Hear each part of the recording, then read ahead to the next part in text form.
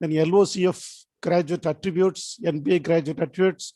Based on the LOCF graduate attributes, how we can identify the qualification descriptors, then identification of the program outcome, program specific outcome, qualification in indicators and performance indicators.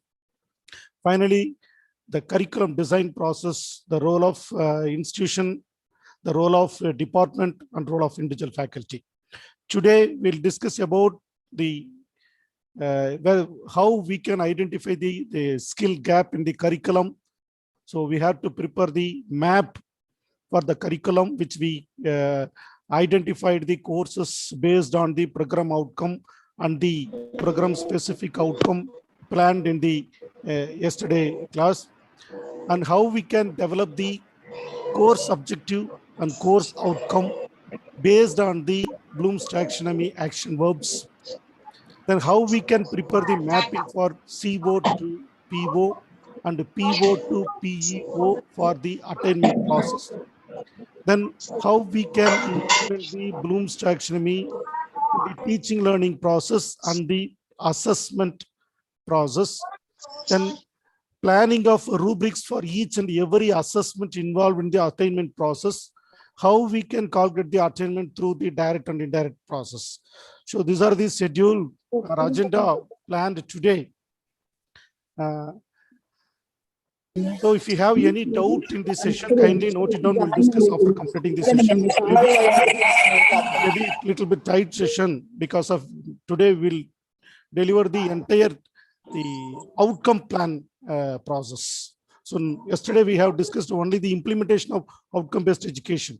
Now we have to how to calculate or how to measure the outcome through the assessment and the attainment process, how we can improve the quality continuously through the CQA process. So the first important thing is mapping. So the mapping is a visual approach which is used to identify the gap, and also it's an excellent tool which is used for the representing the relationship between the different aspects in the curriculum and the outcomes, and the curriculum and the syllabus. So the mapping is the process of representing, preferably in the outcome-based education, we are using the complete matrix form. So it's very easy to understand ourselves. It's a simple matrix form. So what's the correlation between the CO, that means course outcome, and the program outcome? And what's the correlation between the PO and the POs, whether it is one to many or many to one or many to many parameter. A single course outcome may be mapped with the multiple program outcome. Then multiple program outcome may be correlated with this multiple COs may be mapped with a single program outcome, and multiple COs and multiple POs. So how we can represent the mapping? So first, the mapping is important tool which is used to identify the relationship between the various aspects used in our outcome-based education. This is important parameter. The faculty, those are involving the preparation of the course and involving the preparation of the curriculum, they need to understand the preparation of the mapping.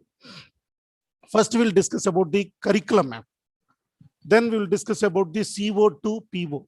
So basically, the fundamental mapping process is CO2 mapping, which is used to calculate the program outcome attainment. If you're not having the CO-PO mapping table or mapping table in your syllabus, you can't able to calculate the program outcome attainment. So this is the first basic mandatory mapping table is CO-PO table in the syllabus. So the course coordinator must understand the CO-PO preparation. In addition to that, we have some mapping methods which will improve the quality of the attainment process and the outcome analysis process. So CO2 syllabus, what are all the syllabus provided in the curriculum? And then CO2 learning methods, CO2 teaching methods, CO2, what are the assessment method, then CO2 questions, So these are all these some additional mappings used for the quality improvement and the final the improvement of CO and PO. Then finally the calculation of program education objective attainment. So we have to prepare PO to PO mapping. So these are three important mapping: curriculum mapping, CO PO mapping, and PO to PO mapping. So first we'll discuss about the curriculum map. The curriculum map, it makes the completely visible how the courses in the curriculum aligned with the our the learning outcome. So in the new education policy, after completing 1 year, the student may get the graduate may get the certificate, 2 years maybe diploma, third year maybe graduate. So after 1 year, what are the outcomes he may get? We may receive. So determine where, when, and how the learning outcomes are taught and assessed within the degree program, within the certificate, within the diploma program. So we have to clearly prepared for the outcome.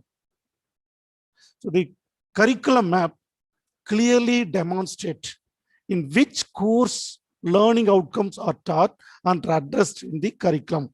So if there is any gap, to fulfill the program outcome or the program educational objective, we have to identify the new course and we have to add it, maybe a extra credit course, or it may be added the additional course maybe suggested by the department or the common to college.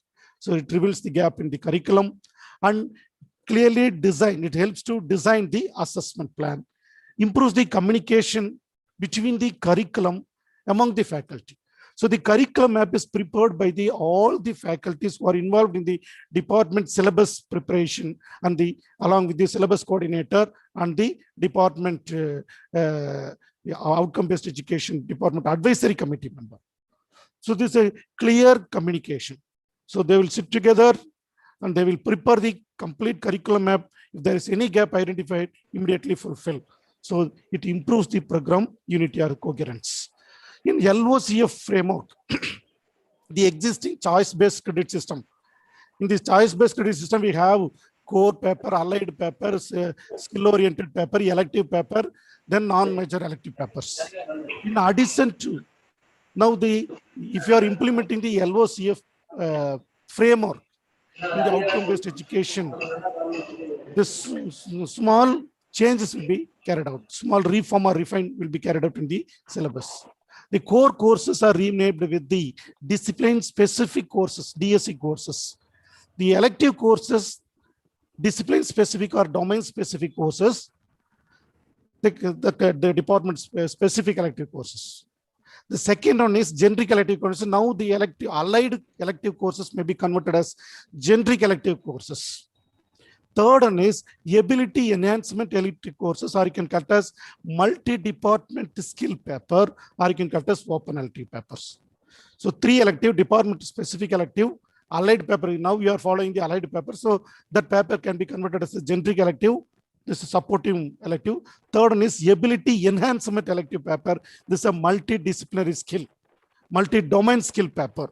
So you may add 1 or 2 papers in your curriculum to provide the multidisciplinary skill. For example, if the physics student completed having the chemistry allied paper and the maths allied papers, in addition to that, the electronics paper may be included in the ability enhancement elective paper or in the open elective paper. 1 or 2 papers may be included because of now the current scenario, the industry or the graduates are expected must possess the multi-domain skill for the survival. So next, the ability enhancement courses. Already we are following the Tamil or the languages. This is the first ability enhancement compulsory course, and English also ability enhancement compulsory course. Next, you can add the skill enhancement courses. Now we are following the environmental studies, value education courses. In addition to that, we can add the entrepreneurships and innovation courses, life skill courses, the performance improvement courses can be added in the skill enhancement courses. These courses are the ability enhancement courses. Next, the research component need to be included in the undergraduate courses as a self-study paper or the year-end summer project each and every year they must do a simple institutional training report, submit the institutional training report or the summer project. So these component can be included in the LOCF framework, just reforming the existing curriculum. That's a choice-based credit system is upgraded with the LOCF framework with the addition of multidisciplinary skill nature. Next, how we can prepare the curriculum map. To prepare the curriculum map, we already identified the program outcome and program specific outcome. We have to list out the program outcome and the program specific outcome. In addition to that, how in the column header, what are the courses we need to provide to attain the particular outcome. So it may be a core courses, or it may be ability enhancement compulsory courses, skill enhancement courses, or the discipline specific courses, or the generic elective courses, or the ability enhancement elective courses. So you need to identify the courses which this course will fulfill the useful for attaining the particular outcome. So we have to specify the correlation between the outcome and the particular course. The correlation may be a low, medium, high. The correlation high means strongly correlated with the particular outcome. For example, the data structure, the problem solving. Data structure is one of the course. I'm taking the from the computer science. If you're taking the data structure, or if you're taking the financial accounting, it's strongly associated with the problem department program specific outcome or the program outcome. It will not be mostly correlated with the lifelong learning, or it will be project communication skill. So you need to specify it's a highly correlated. So you need to list out the courses. So what are the courses? How it will fulfill the gap. In addition to that, in what way you are delivering the content? You are delivering the content as the outcome may be attained or achieved only through the lecture, or it may be institutional training, or in the work placement or the institutional training, or in the case-based method, or in the project-based method. So you can specify the type of delivery, the type of subject or type of paper. For example, data structure need to provide as a practical oriented paper, or the data financial marketing, it's a case-based paper. So you need to specify the type of paper, which is these things are used to identify the skill gap. So yes, we are in the arts and science college. We need to identify the co-curricular and extracurricular component. And also we need to map all the co-curricular and extracurricular experience or papers in the mapping process. So all the papers which are listed in the curriculum need to prepare a map. So build the curriculum map. If there is any gap in the curriculum map, we have to make the adjustment in the curriculum. We need to modify the curriculum. If there is any modification needed in the teaching or assessment process, we can modify. So this is the need of the curriculum map preparation. So now I completed the curriculum map. So if you are having any doubt, we will discuss later. This is the curriculum map preparation. With the basic idea, we have prepared the map. We have identified the curriculum gap. So fulfill the curriculum gap. Okay. Next, after completing the curriculum, I identify one paper. So let us take one paper, data structure or financial accounting, or any one of the paper in these arts or science or commerce courses. So we need to write the course objective and the course outcome in the syllabus. Now we are in the syllabus preparation plan. So to prepare the syllabus, first we need to clearly write the course objective and the course outcome. The course objectives, what is called objective? So objectives which will describe what a teacher need to teach. The course objective is a teacher side. So what a teacher need to teach and what to need to plan to teach. That's a planning. So the objectives requires only the basic fundamental skill. It's not necessary to be measurable. It's a basic thinking skill. It's with only the moderate level of higher order thinking level. It's not necessary to use the higher order thinking level of, that means creating or the synthesis of the higher order thinking level action verb in the course objective. It's not necessarily a resulting product. For example, at the end of this lesson, the students will be able to discuss. Now they discuss is the second level. So understanding level. So discuss, the student can discuss the different writing styles of 5 influence poets. So these are my objective. But the outcome is different. Teacher plan to discuss the different type of writing styles in the influence poets. So this is a course objective. Again, we have to use some higher order thinking level objective verbs here. Then only we can deliver the content in the higher order thinking level. Next, what is outcome? The outcome describes what students should know, understand, can do after completing the particular period, or if you are preparing the lecture hour, after completing the particular lecture hour, what he can do, or after completing the particular unit, after completing the particular syllabus, what he can do, what he can understood that particular subject. So the outcome requires use of higher order thinking skills. So we have to use higher order thinking skill action verb while you're writing the course outcomes. So like analysis, synthesis, and the evaluation keywords need to be used. We'll discuss later. So the outcomes is a result product. It need to be measured. It need to be assessed. So the course objective. So what the teacher expects students to know and be able to do at the end of the instruction. But in the object outcome side, what the students are able to do at the end of the instruction. Then if you're taking the course objective, not behavioral in nature. We are giving the student can understand, the student can know. But if you're writing the course outcome, it's a behavioral nature. The students can identify the list of components. The student can evaluate the process.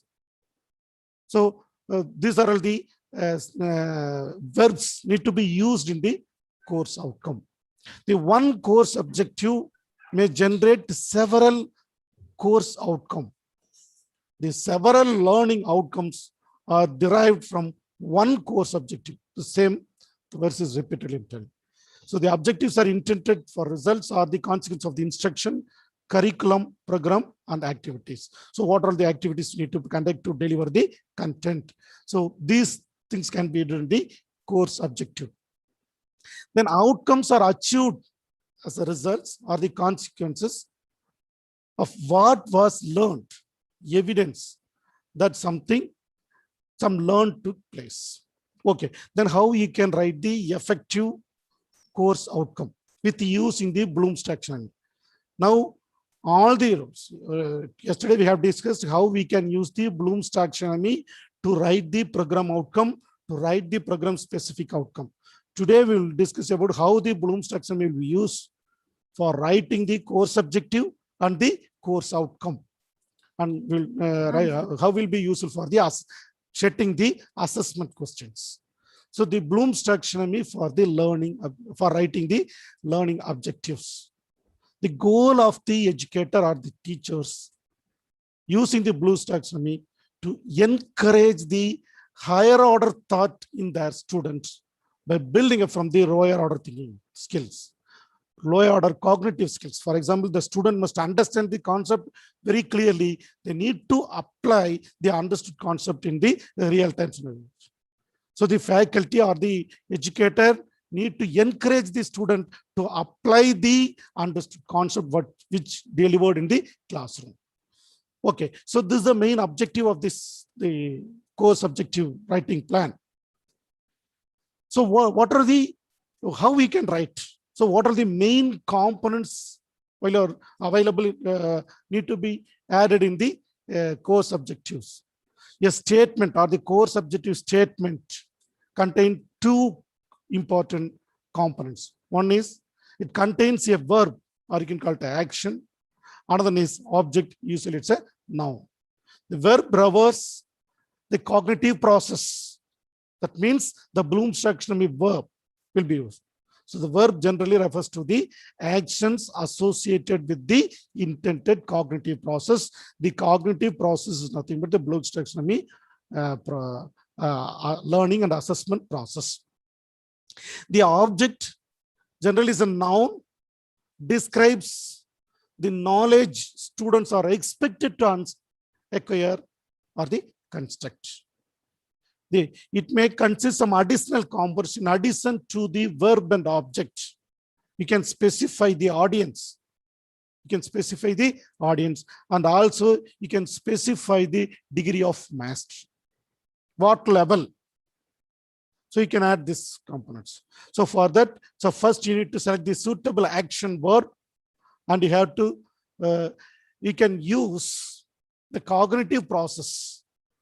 The three different learning, Bloom's taxonomy learning taxonomy. So one is cognitive, affective, cognitive process, psychomotor process, and cognitive process, already discussed in the yesterday session. So you can identify the action verb from the given Bloom's taxonomy learning domain. You need to identify your objective. What is your objective? You have to plan. So based on the plan, you have to identify the verb. For example, I want to create, I want to, I'm expecting the higher order thinking level objective. So create with the metacognitive skill. So the knowledge in the 2001, in the revised form, the total cognitive process is classified into 4 categories: factual knowledge, conceptual knowledge, procedural knowledge, and the metacognitive knowledge. The procedural knowledge is the basic elements, the fundamental knowledge. They must know the fundamental knowledge with the discipline and how to solve the problems. This is a factual knowledge. Next one is conceptual. This is the next level. The next 3 and 4. So conceptual, this is interrelationship among the basic element. They need to interpret the result. For example, we can use the verb like classify the items, assemble the product, determine the, differentiate the elements, or differentiate the course objective and the course outcome, differentiate course outcome and course objective. So only if you understood, only if you have the factual knowledge, then only you can apply the conceptual problem. So you're analyzing. So if you're having the factual knowledge, I'm asking the differentiate course objective and course knowledge. If you have the factual, remember, understanding knowledge, then only you can develop the analysis skill. So the differentiate comes into the analysis skill with the conceptual idea. So differentiate. And also you can write the how to do something, the procedural knowledge dimension. Finally, is a metacognitive knowledge dimension. So if you're developing the high level course objective, you can ask them, the student can learn, students can create their own program with using this formula. So this is a creating cognitive process. The knowledge dimension is metacognitive. So this is a higher level, higher order thinking skill you are expecting to create. And also design, you can use design. This is a creation level. Assemble the product with using this component. So these are the higher order thinking level metacognitive skill, or it's a factual knowledge. So you can write this table will be helpful to prepare the effective course learning objective. Basically, it's not consist any learning activities. For example, after completing this workshop, the learner will be able to write the course learning objective with no error. I'm specifying the condition. Without error, the learner can write the course objective. So the objectives can write the learning objective, objective. The condition is with no error. So this is the learning style of writing the course objectives. So what are the learning objectives and sample? For example, if you are using, you can use all the Bloom's levels to write the course objectives. So remember, for example, if you want to deliver the content only the understand level or remember level. By end of this level, the student will be able to recite the Newton's 3 law of motion. The students can remember. So define, if you're asking the define the rule, define the law. So these type of remembers can be asked. You are expecting only this. Understand, after remember or after learning the rule or after completion, studying the law, the student can describe or the student can explain. So the student can describe the Newton's 3 law of motion to her own words. Only if they understood the concept, then only he can deliver the method. Then apply the same method can be, if you are accepting the, if you are expecting the apply course objective. So to calculate the kinetic energy of a projectile. Similarly, your objective can be right with using the Bloom's level, Bloom's taxonomy, using the Bloom's taxonomy action verbs. It will be helpful. These, for example, remember the list is right outline, they understand, describe. So this action verb can be downloaded in the net. So these will be useful to develop your excellent higher order thinking level course objectives. The course objective is important thing. Next, course outcome. Okay, I have completed the course objective with the higher order thinking level. Then I need to develop the course outcome. I give the assurance. The course outcome or the courses are the fundamental or the building block of the curriculum of the or the program. So these course outcome statements are of, these are all these statements of knowledge or skill, abilities that students are expected to know, understand, and perform as a result of their learning experience. After completing the particular topic, after completing the particular unit, after completing the particular course, they can achieve this level of outcome. So the course outcome statement should describe what these students are expected to know and able to do at the end of the course. So you need to write the course outcome only using this. So this course outcome should be measurable. So you are using the SMART principle to develop the course outcome. So it should be specific. You need to tell whether the student can achieve or not able to achieve. It should be specific and measurable. It should be measurable. It should not add can understand. It should the outcome should be in the measurable format and achievable in the due period. The course outcome should be achievable. Should be realistic and time bounded. So you need to use the SMART principle while you're writing the course outcome. The faculty or the course coordinator need to mind this for the specific or the SMART keyword. Specific, measurable, achievable, realistic, and time bounded. Okay, I know that SMART principle. Then what are the components it may consist while you're writing the course outcome? Why it is very, very important? Need to write in the well-written course outcome. The well-written course outcome facilitate the learners in measuring the achievement of the course outcome. If you are giving the clear course outcome, then only the student can achieve the course outcome. If it is not clear, the student not able to achieve. So this is a learner side and also lecturer side. The lecturer can measure the achievement. So they need to clearly specify. They can clearly specify what all the assessment can be carried out. What are all the method of teaching? So teaching method, assessment, and what are the activities need to be carried out to achieve the course outcome.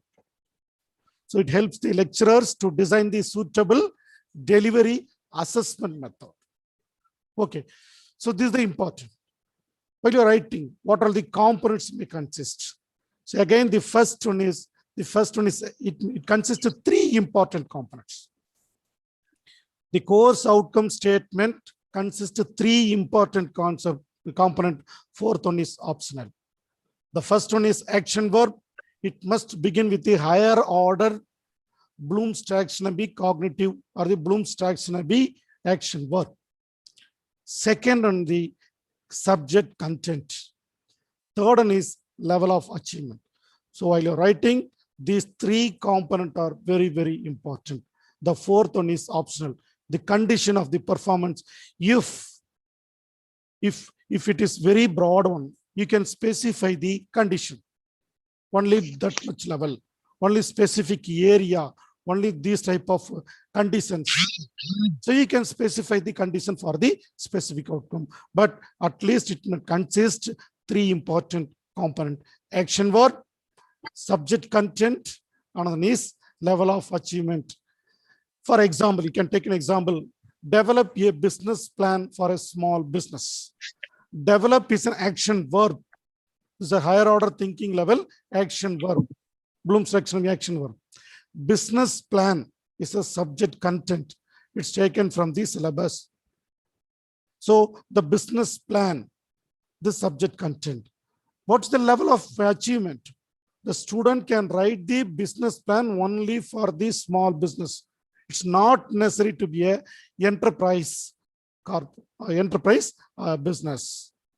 Only for small business. He can able to write a business plan only for a small business. So it develop, it means action verb, subject content. Third one is level of achievement. Like, and you can take one more example, sir. Write is an action verb.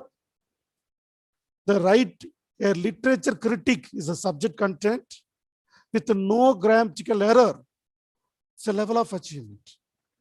So you can similarly you can use this method to write the course outcome. Okay, so you can use the Bloom's taxonomy action verb like you can, if you are expecting the mostly you need to use the higher order thinking action verb. So analyze, evaluate, another is create. So you need to use this Bloom's taxonomy action verb. You should not use some verbs while you're writing the course outcome because of the measurable. All the course outcome should be measurable. So if you are specifying this understand, it's very difficult to measure that component. So understand, appreciate, know, be familiar with, comprehend, study. So these action verbs need to be avoided while you are preparing the course outcome. And also you can avoid some terms like effectively, accurately, correctly. These terms, these words can be avoided in the course outcome preparation. So now you're familiar with course objective, how to write the course objective.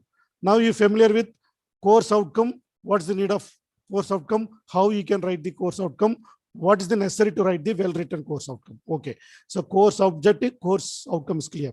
Next, how many course outcome need to be write a individual course? This is clearly prescribed by the institution and the program. Mostly we can fix with the 4 to 5 is sufficient.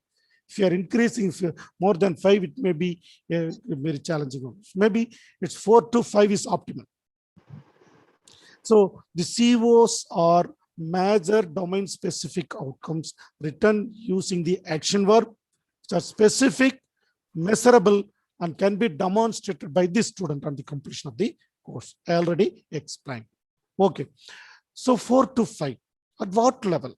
I have theory paper, laboratory paper, project paper, case study paper. Here, the institution or the department advisory committee or the outcome, that means OBE standing committee can give the clear guidelines to the department. There is no unique rule. The college, the department may decide the level of Bloom's. For example, we can go with the Bloom's level 1 to 4 for theory courses. We can restrict with. So theory courses 1 to 4 on up to application level. Laboratory courses level 1 to 5, mini project up to 6. It's not necessary to restrict with 4 in the theory courses. You may extend up to 5, but if you are increasing the 5, you need to take care of the lecture hours and the content. So you need to take care. So for that, you can identify the classification of the theory courses. For example, theory courses may be application-oriented courses. Even if it may be theory courses, if it is an application-based courses, you can increase the level 5 up to level 5. For example, it's a laboratory-oriented course, C or C++ programming. You can increase up to level 5 or 6. If it is a theory-oriented paper, if you're giving the level of 5 or 6, it's very challenging to deliver the content, to expect the outcome from the student. So you can restrict with, because of you need to monitor the student level and the time of environment and your lab infrastructure. You need to take care of all the things. I already explained, based on this constraint, you have to write your PO and the POs. Based on that constraint, you need to write your course outcome. Once if you specified, if it is 6, you are expecting the level is 6. So the student can develop their own project. After completing this course means it's very challenging. So you have to take care while you're writing the course outcome or planning. Next, what are the wrong example? Not a good example. If you are beginning with level, already you know Bloom's level, if you are all the course outcome need to be in the higher order thinking level. Suppose if you are using the row order thinking level in the course outcome, if you can see here, I have noted 5 course outcome, but all the course outcome are in the understand level. So this is, if you are giving, yes sir, hello.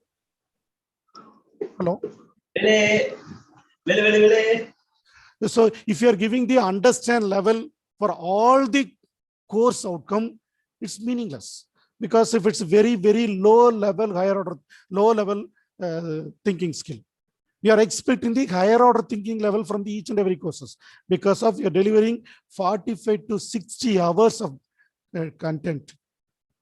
So at least we need to expect the application level. So we need to provide the higher order thinking level. If it is wrong, it's not a good example. We can't able it's wrong, but it's not a good example. Another thing, which one is good example? So I can use the apply is one of the Bloom's taxonomy higher order thinking level. So apply the physics law. You can specify the law of physics to compute the different type of response in the given material. So after completing this particular unit, the students can apply the law and he can solve the problem. So this is a very clear. So application after completing this is a clear outcome. So here Bloom's taxonomy verb is there, subject content is there, and you can specify the content, the given material. So you can specify the condition and specify the level of achievement. Similarly, you can use analyze, design, conduct, and prepare. Next, already we listed the program outcome.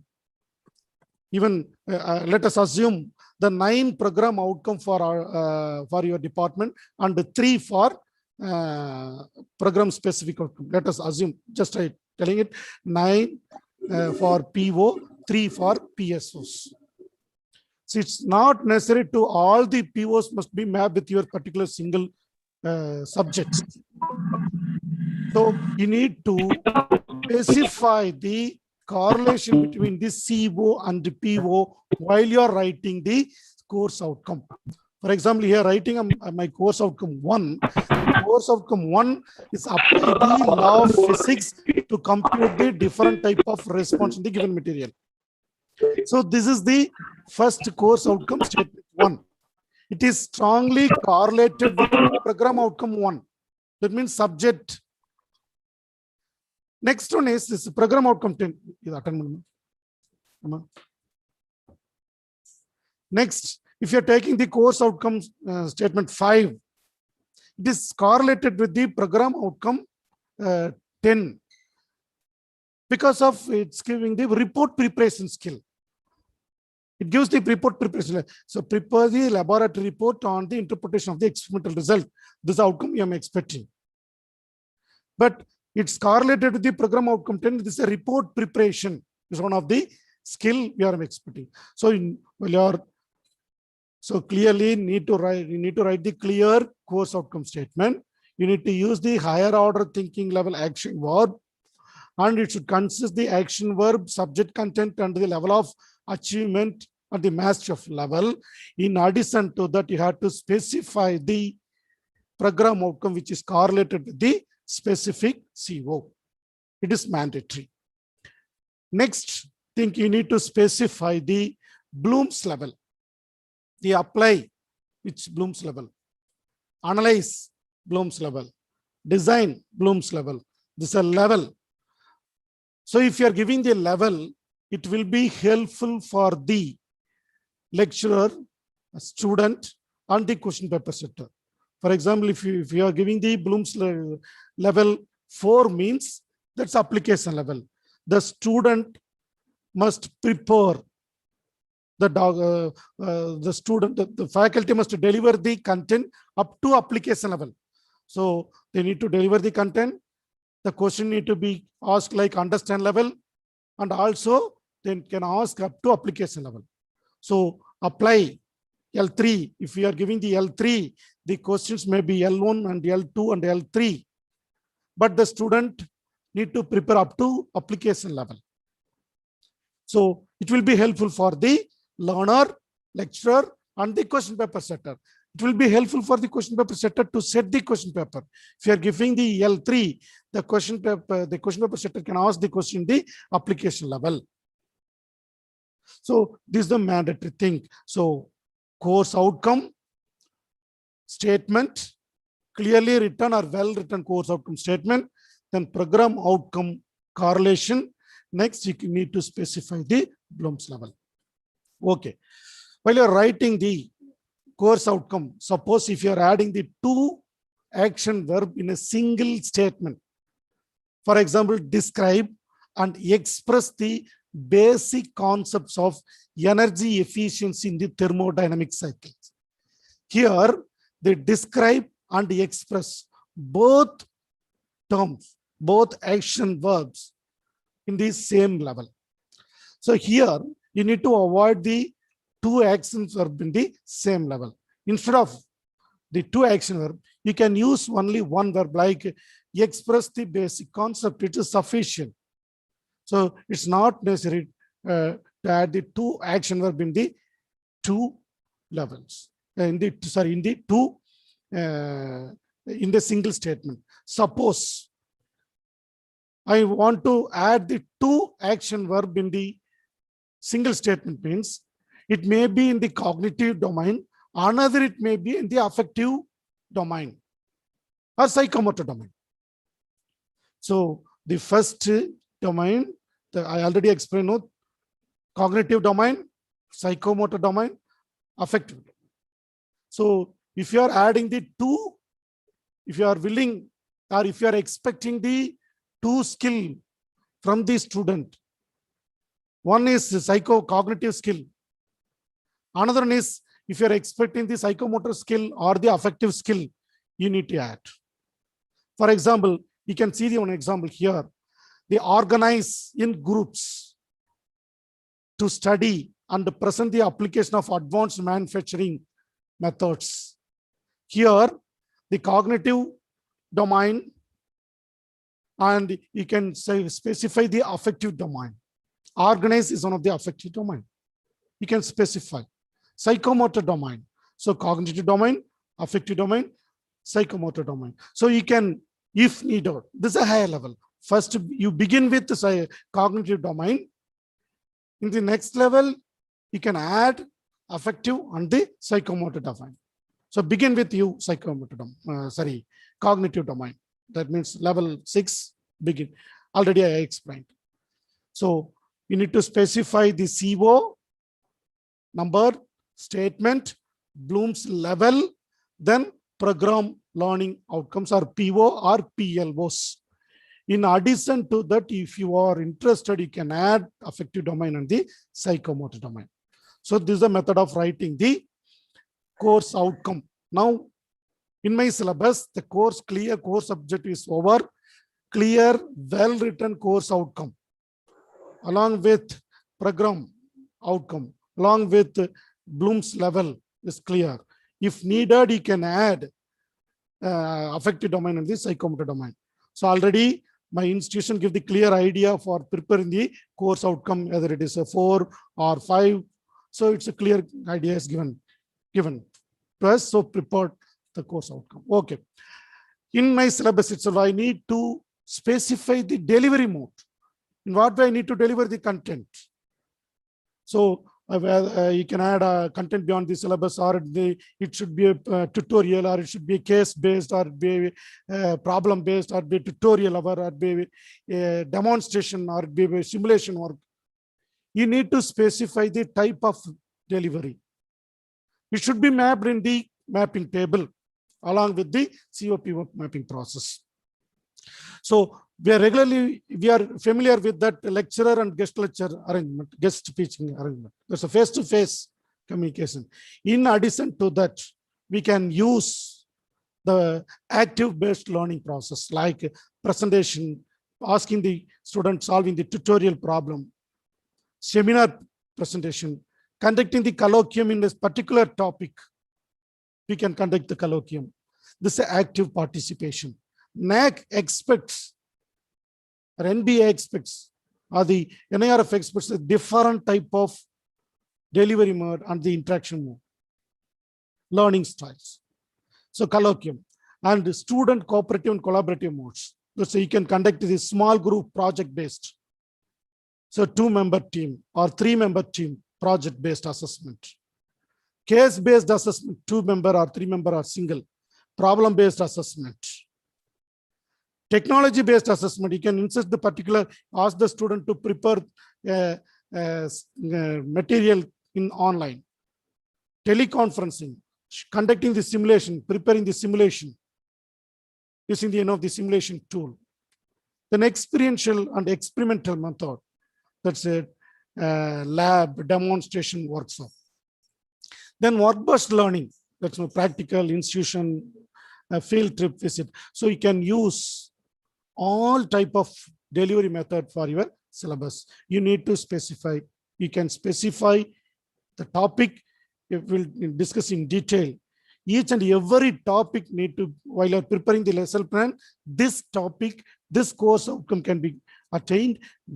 To attain this particular course outcome, I need to deliver this type of method. After delivering this type of delivery, I can assess the outcome only this method. So it may consist along with your course outcome in the lesson plan. You are specifying the topic, the course outcome. You can specify the delivery method and the type of the assessment suggested by the course coordinator. Why we are using the different type of delivery method? You're familiar with, you are all experts in the academic.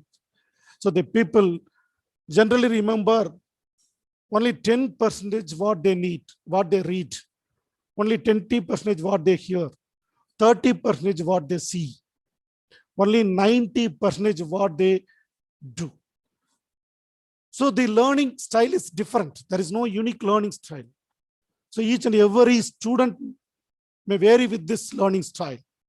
So based on that, you need to change the delivery of the content. So you can conduct the simulation preparation. You can conduct the asking the perform a presentation. You can conduct the collaborative lessons.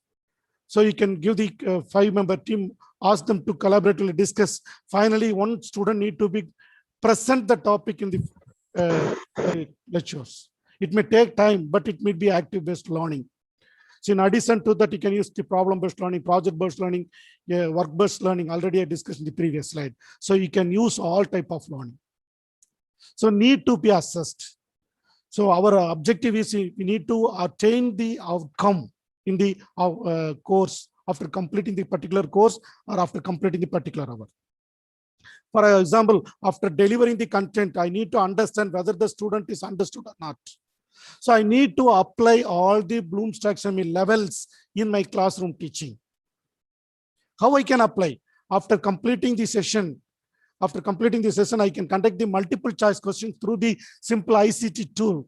If this to assess the understanding, that means remember level of the particular student.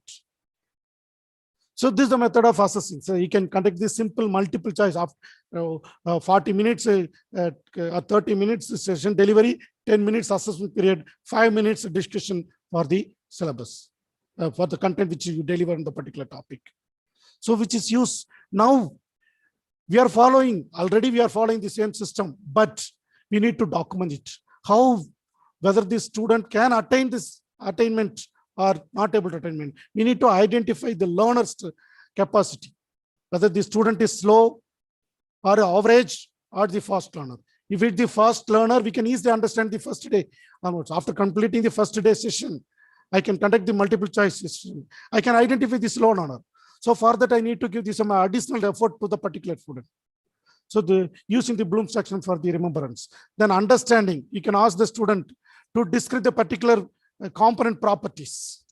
If the student understood the concept, then only he can give the clarity of the properties, characteristics.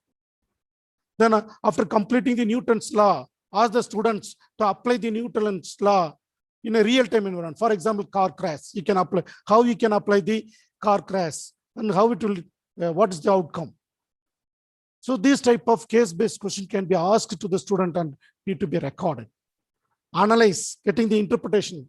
After completing the lab experiment, you can ask the student to identify the interpretation report. Evaluation. Suppose after completing a poem, one lesson, if they you can identify if the author is if the particular role is missing, if the particular property is not available in the component, what is the reaction? You can ask that. That's the evaluation skill. After completing the session, the student can create a new product, new model, new simulation, new prototype, new business plan. So this is the creative level. So all this Bloom's taxonomy can be applied in the classrooms. If you are applying the Bloom's taxonomy level in the classroom, then only the student can be equipped with the higher order thinking levels. So this is a method of applying the Bloom's taxonomy in the classroom. After completing this COVID pandemic, the complete session will be in the blended learning and the flipped learning process. That means the blended learning is nothing but the combination of offline learning and online learning. Offline learning, if you're familiar with the face-to-face, with the traditional learning practices, then online learning. So students can share the information and work with the other student directly in the collaborative. So a lot of LMS tools are there, like Moodle, lot of college management software or free softwares like Canva, and Open EDX is there. You can use the tool to collaboratively discuss. Then flipped classrooms. So flipped classrooms, one of the important blended learning. These learners can ask to review the particular e-learning material and need to discuss in the classroom. Here, the faculty will be acting as a facilitator, not will be a teacher. Here, the teacher will be acting as a facilitator. So we'll discuss in detail if time permission the teaching learning process. So what are all the ICT? Why we are insisting the ICT tool in the regular teaching process? So we are expecting the 21st century a student skill set. We are already discussed the 16 skill sets are required from the graduates. So the student need to have the creativity skill, problem solving skill, information processing skill, communication skill. So these ICT tools will be useful to provide this idea. So mostly these ICT tools are learning centric with the learning environment. So we can prepare the ICT pedagogy for deliver your content. A lot of ICT tools for available teaching learning process. So you can use the Canvas for preparing the graphics, infographic, animation tools with the OpenTune, MySimple, PowerTune. Even now the school students are preparing the 1-minute animation video for delivering the learned concept. We can encourage our college students to recollect the information with the animating tools. So animation, mind map to memorize the concepts, mind map. For example, in the history, we can ask the student to prepare the mind map. In the novel, in the Tamil poetry. What are the roles are involved? Roles, plays. What are the outcomes? So you can prepare the mind map. Interactive storytelling, video editing process, interactive lessons, website preparations, and math. Lot of open source math open tools are there. And we can use the interactive quiz tools and assessment tools in classroom itself to immediate analysis of, that means a formative assessment. Now the formative assessment is one of the important assessment in the outcome-based education. So you can use this quizzes, Kahoot, the Socrative type of form, and class marker, Quizlet, quiz, lot of open source and free tools are available. We can use the tools, and open source LMS tools can be configured by the institution itself. In our institution, we have model for conducting the effective assessment and quiz programs. So you can configure your own Canvas, OpenEDX, like EDX platform, you can configure OpenEDX, Pharma LMS, Tutor, Google. Now all the faculty members are familiar with the Google Classroom. So we can use all these tools to prepare the effective outcome. So this teaching learning method is an important component to deliver the content to effective. This teaching learning and activity. Here discussed, I discussed with the teaching learning process and the activities. What are the activities? So next I need to prepare the COPO mapping. How I prepare the COPO mapping? So now the top to bottom process is over, design process over. Now I need to plan the assessment. So for that first step, I need to prepare the COPO mapping. I clearly developed the course outcome. I need to prepare the COPO map, the second step. Now we are only in the second step. So the course outcome is clear. Now need to prepare the map. After that, we need to assess. Then you can need to attain the course outcome and the program outcome. Why need to prepare the COPO map? So we need to prepare the relationship between the two levels. So this is the different levels. There's a program outcome level. There's a PO. There's a degree level. Program outcome and program specific of second level. Course outcome. In micro level, you may have the lesson outcome or the topic lesson lecture outcome. So each and every level may have the. If you have the relationship, then only you can move from one to another. So there is a relationship. The CO need to link with the PO. The PO need to be linked with the PO. So if you're not linking, you can't able to calculate the attainment. From the CO, from the assessment, from the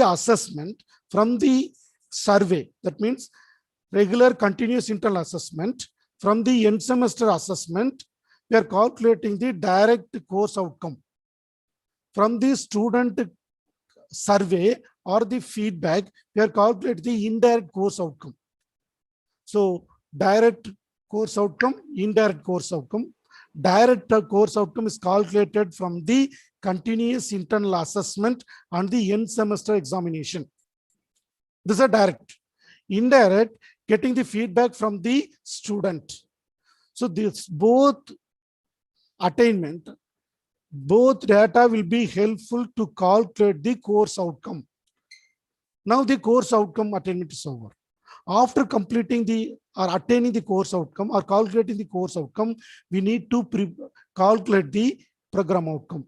If you want to calculate the program outcome, the course outcome is mandatory. So already we have a table, COPO table. The table need to be prepared. So the CO are linked with the PO using the COPO matrix. Again, we are using the like a curriculum map. We are preparing the COPO matrix in the syllabus. The syllabus coordinator or the course coordinator need to prepare the COPO matrix in very clear. So you need to map the CO with the appropriate PO. So all the CO need to be delivered. Sorry, all PO need to be delivered throughout the 2 or 3 or 4 years of academic study. So we need to deliver.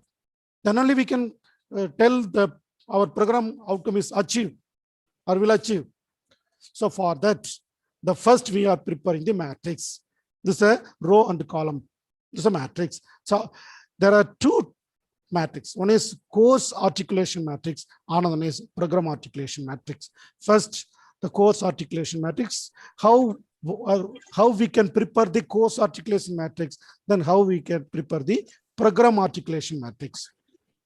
The course articulation matrix is nothing but you need to list out the list of COs.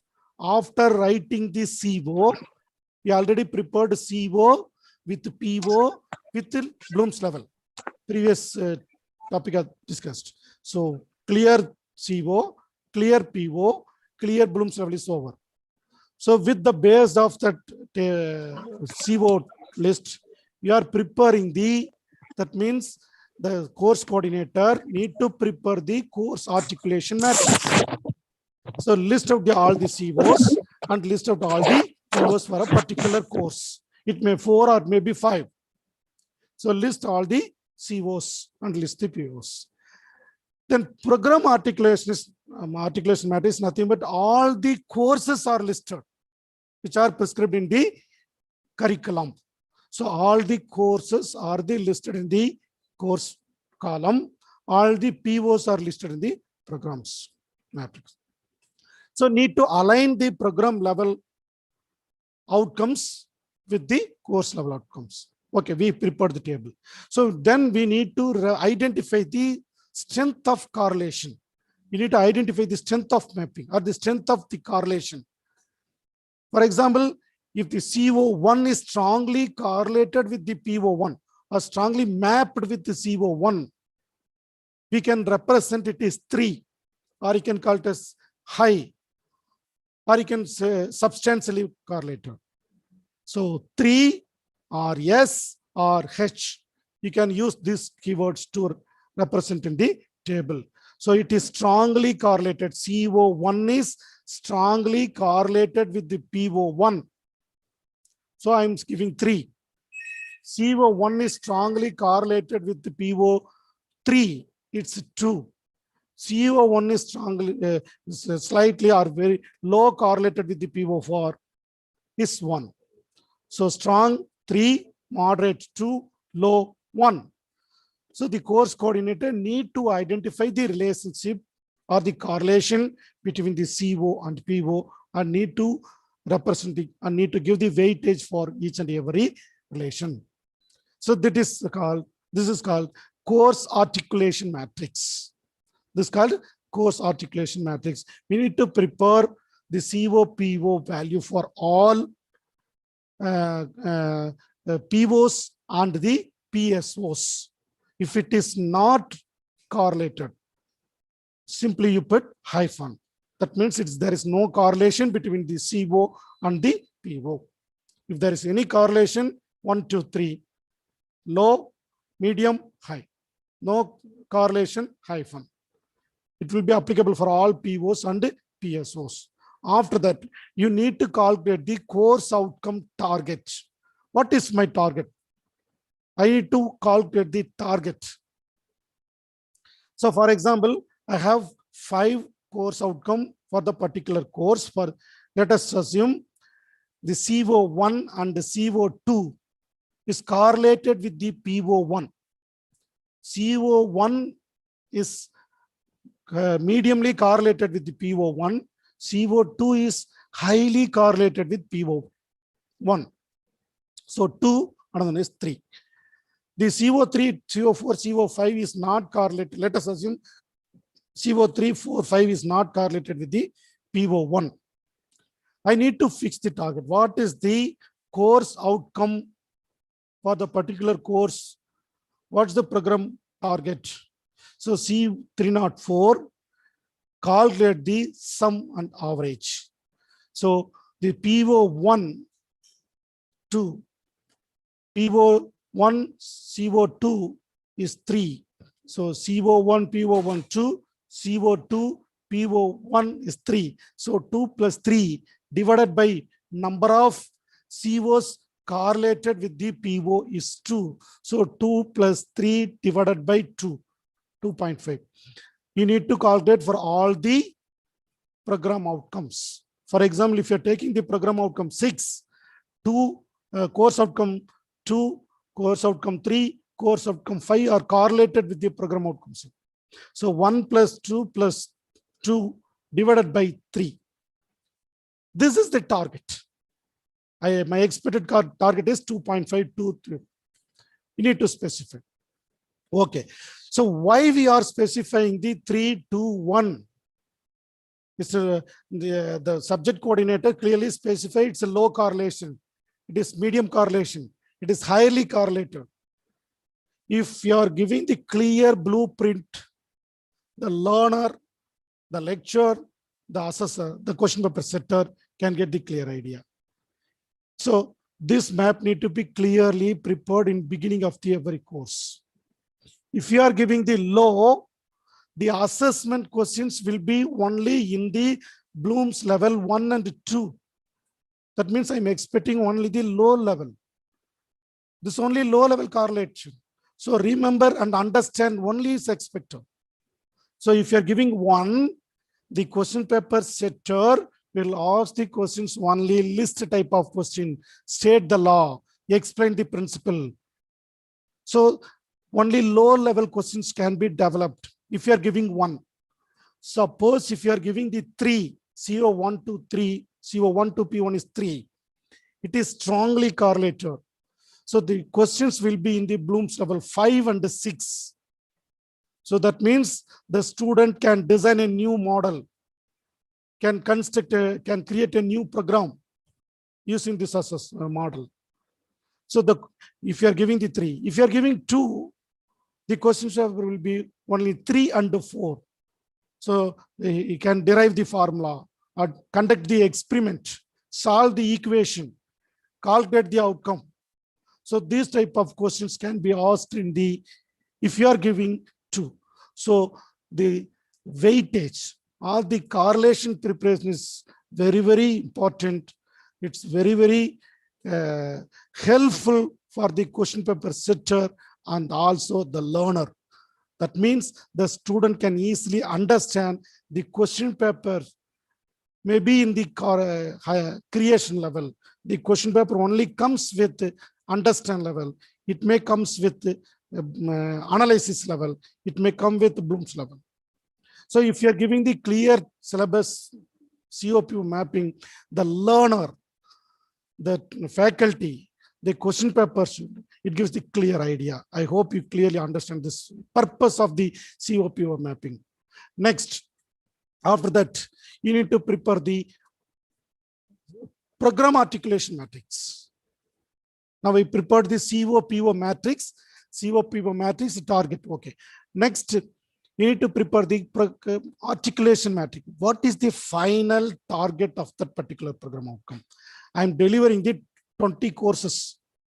So already you prepared the each course outcome target. You prepared the each course outcome target. All the target will be mapped with the, for example, C304. You prepared the C304. So you can C304.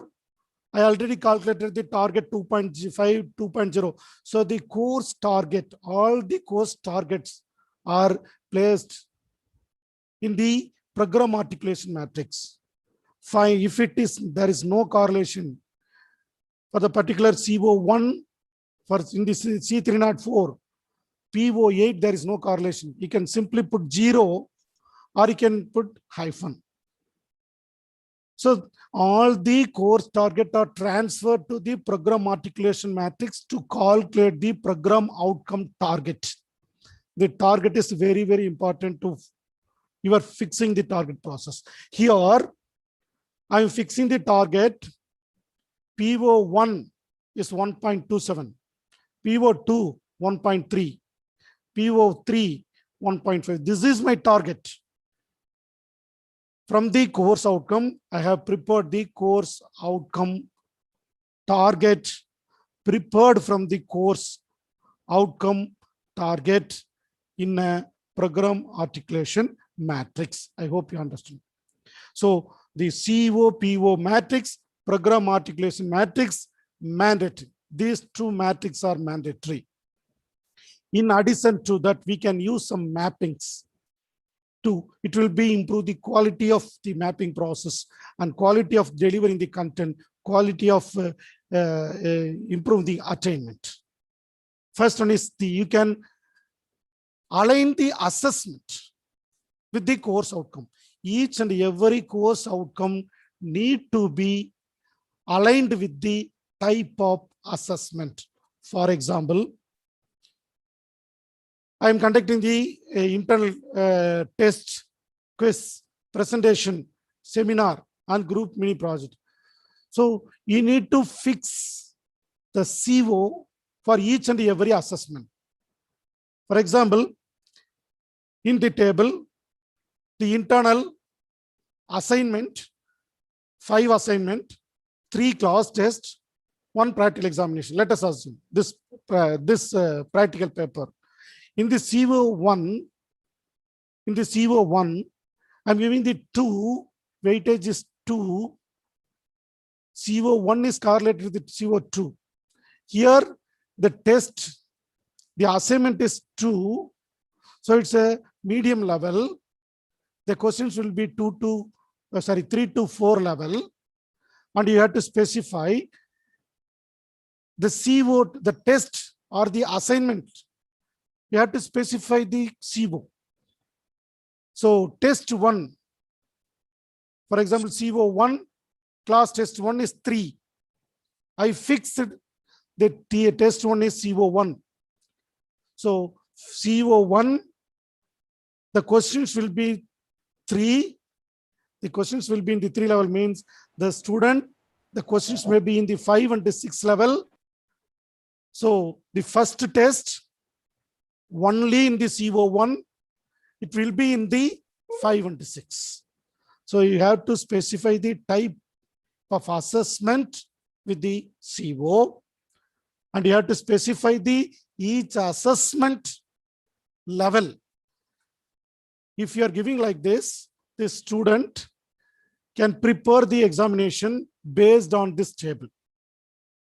For example, the assignment 1 is CO2, the question is only understanding level. So you can ask the assignment only with the understanding level. The assignment 2, CO3 is mapped, but it is in the 3. That means the assignment in the application level. If you are giving the preparing this table, the learner, the faculty can give the assessment type questions like this. The learner can prepare it. So this is the next level. So if you are giving the clear guidelines, this is a completely clear guidelines for the faculty and students. And assessment method. What are the assessment method I can carry for each and every course outcome? Can be I can attain only through the assignment, only through the presentation, only through the conduct examination. What is the necessary to give the type of assessment, type of teaching method in the course? That means in the syllabus itself, along with this course outcome. Along with the course outcome, you are telling the teaching method, you are giving the assignment. If you are giving, so the faculty can familiar with in what way I need to teach. I need to demonstrate, I need to use the practical.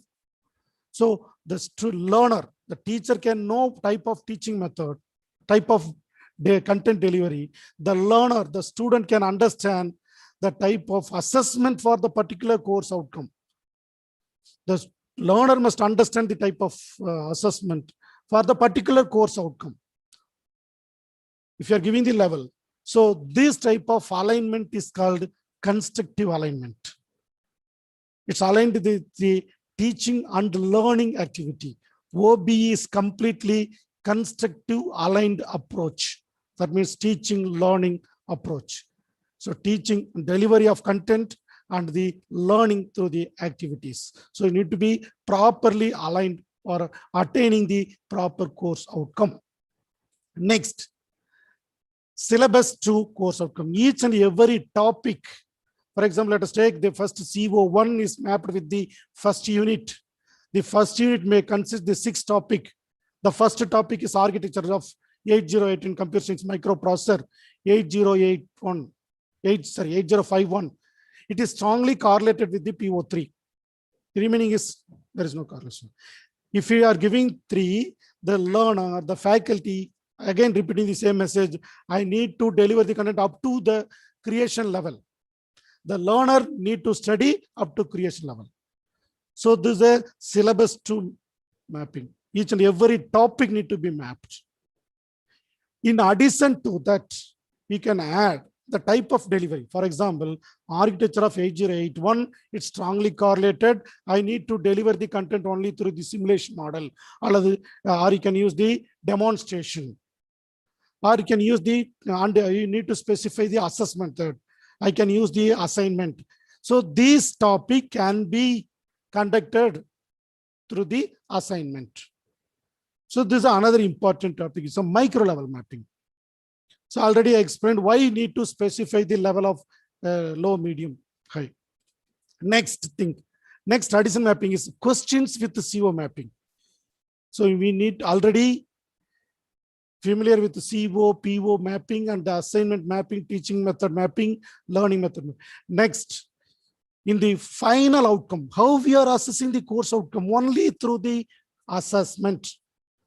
The assessment is examination, or continuous internal examination component, or in the end semester examination. In the end semester examination, the questions, if the student gave the answer, the course, what is the course outcome? What is the program outcome?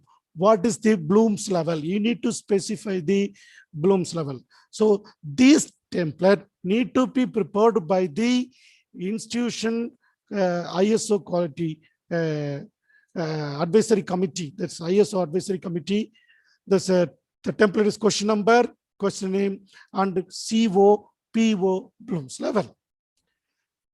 In addition to that, the new education policy and the outcome-based education implementation method suggests the faculty or the subject in charge need to prepare the question bank and need to be distributed to the student to familiar with the type of questions and level of questions and understanding the level of questions for the particular learner. So the NBA and the NAC expect the question bank from the particular subject faculty. And again, the institution need to fix the distribution of the Bloom's level of each and every type of question. If it is application level, if it is a theory paper, if it is an accounts paper, if it is a language paper. So if it is a mathematical case-based paper, if it is an institutional training, so what type of distribution need to carry? So the Bloom's level 1, Bloom's level 2, Bloom's level. So you need to fix the percentage of distribution in the question paper. Based on that, you need to fix the questions level.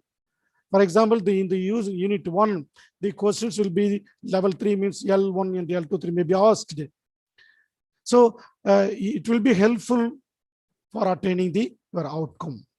In addition to that, you have to distribute the COs in each and every question. After completing the question, what level of distribution? In the end semester examination or final comprehensive examination, C1 may be 8 marks, CO2 into 20 marks, CO3 is 50 marks, 54 marks. So Bloom's distribution, course outcome distribution need to be specified as a policy, as a procedure for the clear guidelines for the faculty or the question paper setter. Then only they can set the question paper based on the guidelines. Next, if you are using the either or question, both type of question need to be in the same level. Then only you can achieve the perfect outcome. So why we are preparing this type of matrix? So this matrix, COPO matrix, and all the matrix will be useful to calculate the attainment. The CO mapping will be one of the indirect benefits, which is useful to identify the curriculum gap. If there is any gap in between the teaching learning process or the syllabus and the learning teaching process, they can bridge the gap between the content beyond syllabus. So the content beyond the syllabus may be delivered with arranging the guest lectures, through the institutional training, arranging some implant practices, conducting the online courses. So these activities maybe fulfill the COPO gap. So after completing this input, the course information file consists the details of the course, course objective, course outcome, mapping, alignment of the topics of each and every course. That means lesson plan with mapping. Then teaching learning strategies, assessment techniques for each and every teaching process, assessment technique, assessment strategy used for the particular course based on the rubrics, textbooks, reference books, and other resources need to be equipped. So these content need to be available in the course information file. So you can specify there's additional information like the course topic while you're preparing the lesson plan. In addition, you have to add the course outcome, the topic, course outcome, what is the teaching method or the time frame assigned, 1 hour or 2 hours, teaching strategy or what are the activities you are carrying out, assessment technique, alignment with the CO. So you need to specify the method. So detailed instruction methods need to be prepared for the each and every lesson plan. And you can already, I told you know, in the question paper assessment, in syllabus itself, you need to specify the percentage of remember questions. In the test 1, the percentage of remember. In assignment, the percentage of remember question. In the quizzes, if you're having the internal component in the quiz, percentage of remember questions. In the external participation, suppose if the student need to present a topic in the seminar arranged by the outside institution, you need to give. So you need to identify the percentage for the each and every component. This is another important element in the slightly we are moving the teaching learning process. Next, you are moving the assessment. The assessment, once the outcomes are finalized, you have delivered the content, we need to plan the assessment. Now the course outcome is perfectly planned. Deliver the content with using the effective teaching plan. Already I suggest the assessment. Based on the assessment, I need to assess. Okay. In addition to that, now the course outcome plan is over. What's the next level? That means department level responsibility. That means program outcome. Another one is PO. So the program outcome, based on the LOCF, I listed 10 program outcomes. In what way I can achieve the program outcome? Through the teaching method. So student-centered teaching method, or case-based, or project-based, or lecture-based. I need to list out the program. This is the additional matrix prepared by the department for giving the clarity of the faculty members who are all serving the particular department. If you are giving this clarity, the department faculty can understand, I need to give this content only using this. I need to provide the lifelong learning only this type of methods. So teaching method and what all the activities can be done for attaining the communication skill. So the presentation. So the department can fix at least one presentation need to be conducted in a semester for improving the communication skill. We can give a policy. We can give the policy for the activity. If you are giving the guidelines for the department can conduct, or the tutor can monitor at least one presentation need to be conducted. What type of assessment, whether it gives the improve the communication skill, need to be assessed. So teaching, then how it is assessed. So the presentation need to be assessed in the first semester, in the second semester, in the third semester. The quality of the communication skill, the quality of the team skill of the particular student, the lifelong learning skill need to be improved. So the PO mapping prepared by the department advisory committee. Next, all the POs need to be mapped with the POs. Only if you are mapped, then only you can calculate the achievement of the POs. Already we have clearly defined the POs. So the POs, program educational objectives, need to be achieved after completing the student, after the 5 years of graduation, or the 3 years of 4 years of graduation, or 3 years of graduation. So for that, we need to prepare the CO, similar to CO-PO mapping, we need to prepare the PO to PEO mapping. All the POs need to be mapped with the PEOs.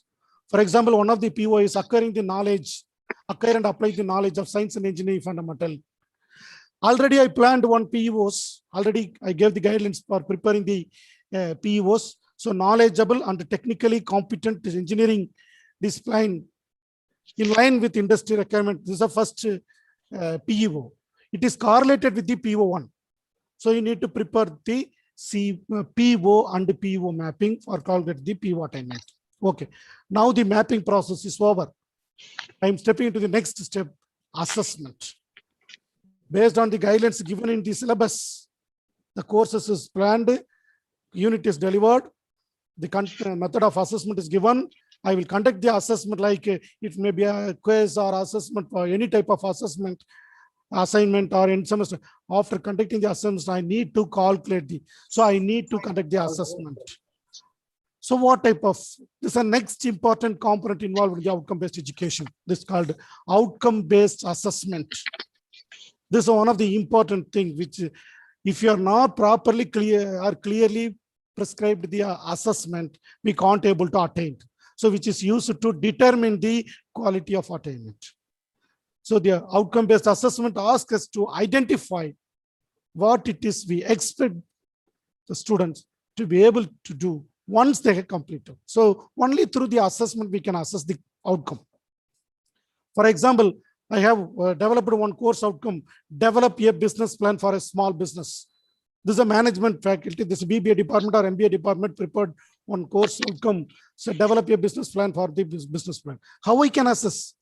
I need to ask the questions like, write a business plan for a specific business in the end semester examination or the internal examination. If I'm asking these questions, then only I can map the particular course outcome. Otherwise, you can't able to attain. So the assessment is one of the important things.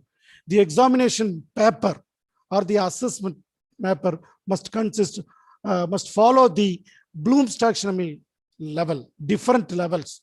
I already told you, if you're giving 2, if you're giving 3, if you're giving 1, the questions will be like in this range. If you're giving 1, it's low. If you're giving 2, it's moderate. If it's 3, high.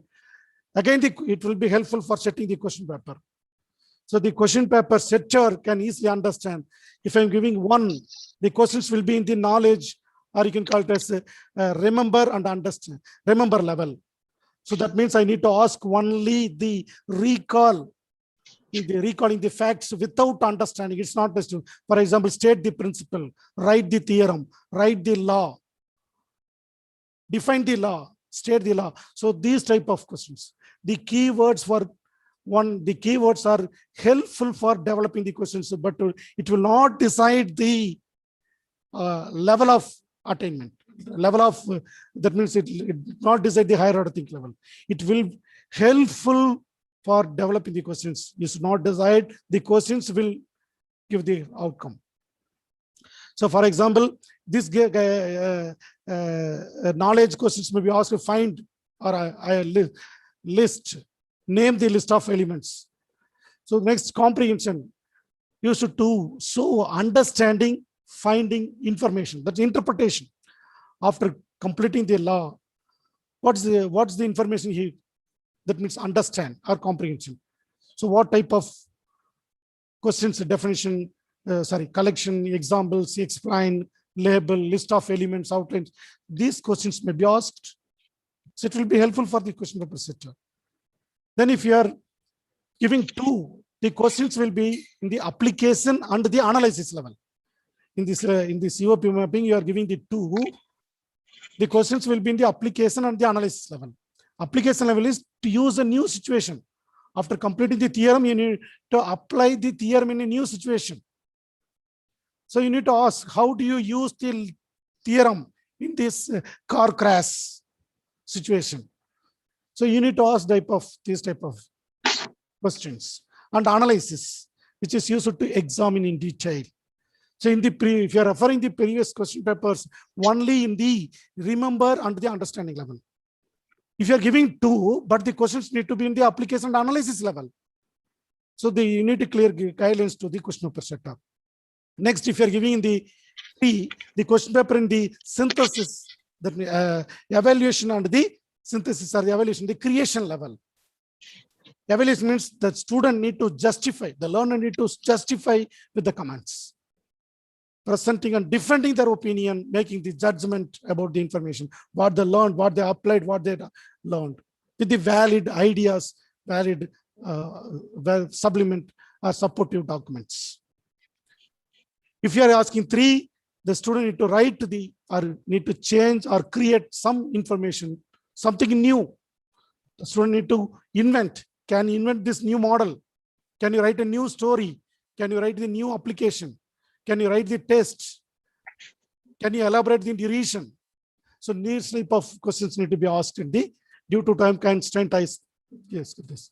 Again, in addition to that, you can conduct the lot of activities and assessment the classroom itself based on the Bloom's.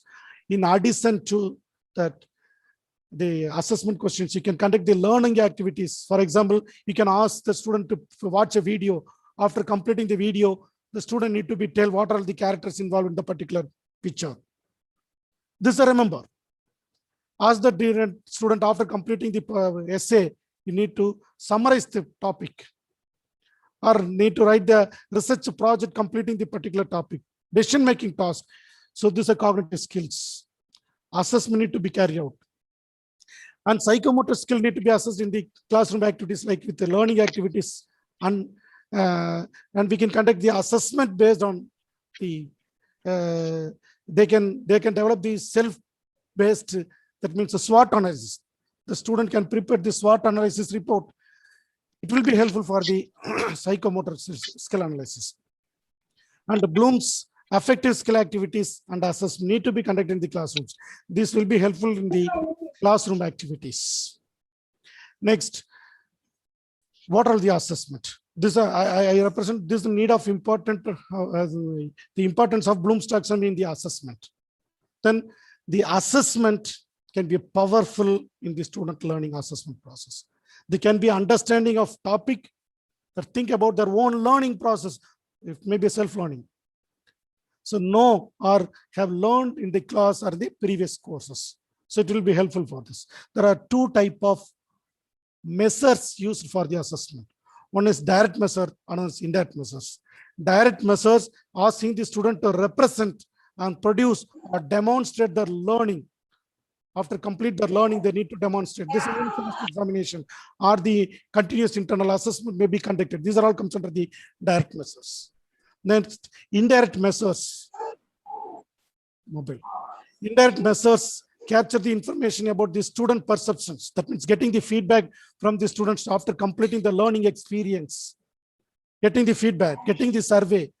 These are indirect measures, getting the information from the student through the survey, through the feedback. So there are different types of assessment. One is formative assessment. After completing the learning process, you need to assess. The first one is learning formative assessment. So what's the benefit of the formative assessment? The formative assessment is carried out during the program of instruction. After completing the first session or 1 week session, I can conduct the quiz program. I can know, I can understand the student, the learner, whether he understood or not. So it will be useful to improve the student learning process. So it can understand the progress of the student in the learning process. So if the student are slow learner, you can get a new step to give an advanced learning process. So you can identify the slow learner, advanced learner, or the average learning learners. So basically, the summative assessment will not carried out for the the formative assessment will not forward or move to the end semester assessment or the summative grade assessment. It will be helpful for the improvement of the student attainment. The summative attainment is the end semester assessment. It assessed at the end of the unit or end of the course or end of the semester. So we need to evaluate the course. You need to evaluate understanding of the particular course. understanding about the unit. So it may be in continuous inter assessment, or it may be a end semester examination. It will contribute in the final grade. Continuous assessment, it may be serious task. So in the continuous assessment, you are contributing only the 25 or 30 marks. So it may carry test 1, test 2, test 3. Out of test 3 tests, you are considering only two tests. You are taking the best 2 tests. So here you can consider the continuous assessment process. Then the performance assessment. So in the part 5, extracurricular activities, NCC, NSS, and sports. In addition to that, if the student having the special interest skill, like dance, dramatic recital skill, or any one of the extracurricular skill, it can be considered as a performance assessment as in the part 5. So this student special interest or special performance assessment, it can be considered in the part 5. So another is cognitive, which will be assessed the student thinking level and cognitive level through the, it can be assessed with the self-assessing with the SWOT analysis, asking them student prepare this strength, weakness, that means SWOT analysis, strength, weakness, opportunities, and the threats, and need to prepare the awareness of the learning style. We can introduce a new strategy for cognitive analysis of a particular student. Then how we can achieve the higher order thinking level with the assessment? We can conduct the some suggestions. Course projects can be conducted each and every semester. We conduct the course project. Open-ended experiment. You should not list out the list of practicals. For example, you should not list out the factorial, write the factorial program. Instead of write, you need to write, you need to tell, use the decision structures, use the loop structure, use the interface, use the inheritance. Ask the students, they can use their own idea to prepare the experiment. That means open-ended experiment. Project-based learning modules, move courses. Now this most of the colleges are planning to move or transfer the credit from the SWAYAM courses. So MHRD, Ministry of Education, recommends the transfer of SWAYAM courses in our regular curriculum. Co-curricular experiences, research experiences, mini projects, final, all these things can be considered in the higher order thinking levels. In addition to that, now in the pandemic situation, conducting the regular traditional pattern of class tests, regular pattern of question paper, it will be very easy to copy the content from the textbook. So now in the pandemic situations, we can insist the open book examination. Now the current semester, the universities are trying the implement the open book examination. Even though if you are giving the, if the students are referring the textbook, the student can use the textbook, but only if they understood, then only they can apply the give the answer for the particular questions. So open book examination may be conducted. So like that, a lot of opportunities are different type of written mode examinations given, report preparation, dissertation preparation, article review. In oral mode, we can rapid fire questions can be conducted, practical mode and integrated mode. These guidelines are given by the UGC and AICT examination reforms. We are in the autonomous status. So the autonomous colleges can increase the internal component from the 30 to 40 and add the number of components internals. In addition to that, the conduct of internal assessment, internal assessments, we can add the quizzes, small group activities, medium group activities, activities conducted, classroom assessment, home assessment. All these components can be included. This UGC and AICT recommends in the examination reforms. So all these components can be included to improve the quality of outcome. So with the increase of the internal mark, we can add,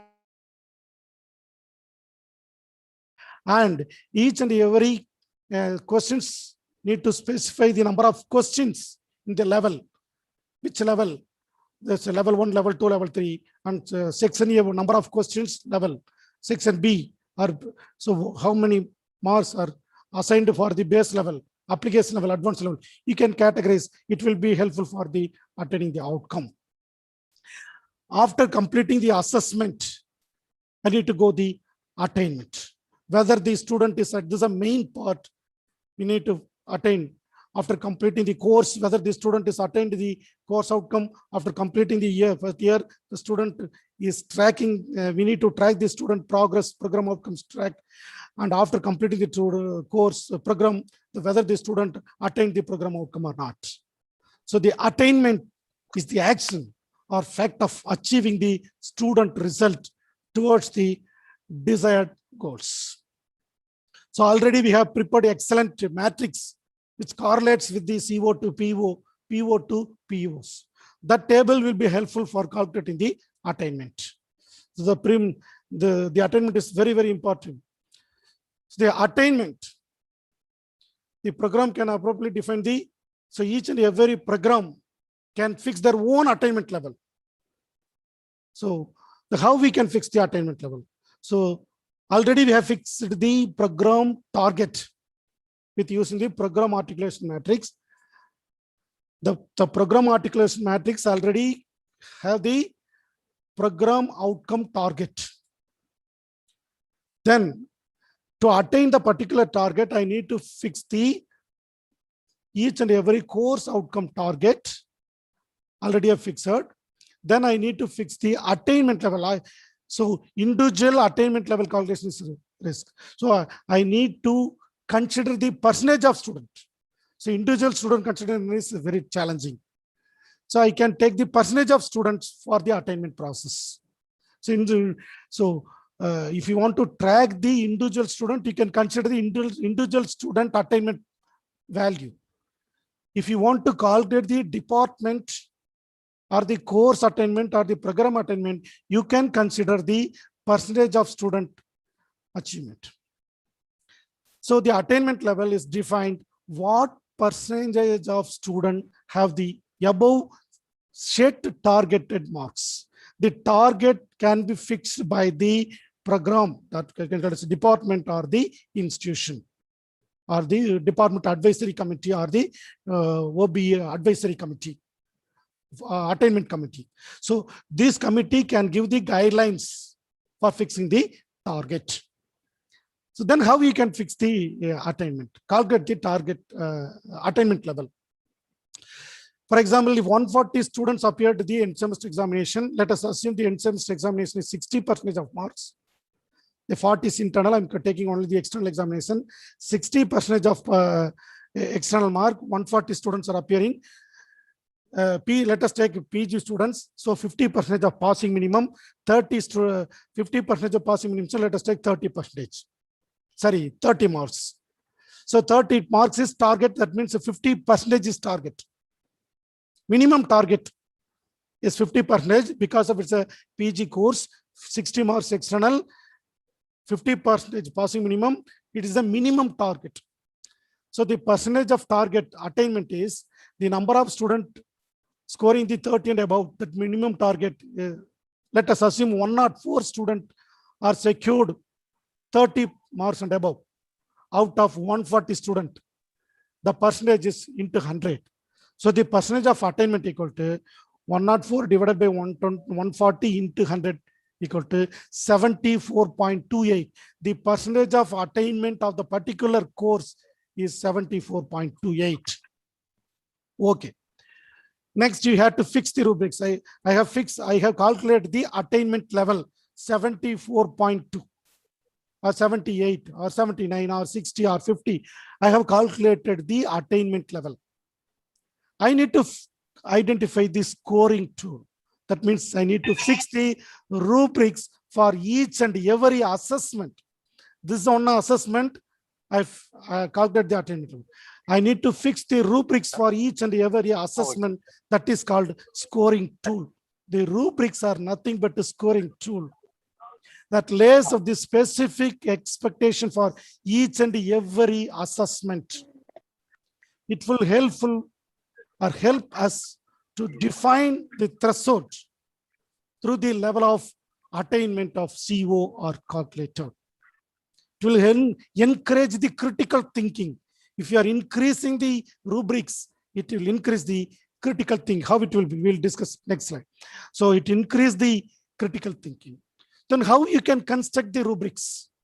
So if you want to construct the rubrics, divide a particular assessment into a part, give the description for each and every component, and give the parameter values, the criteria marks for each and every component.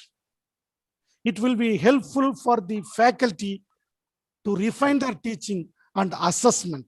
It will be helpful for the formative and the summative assessment.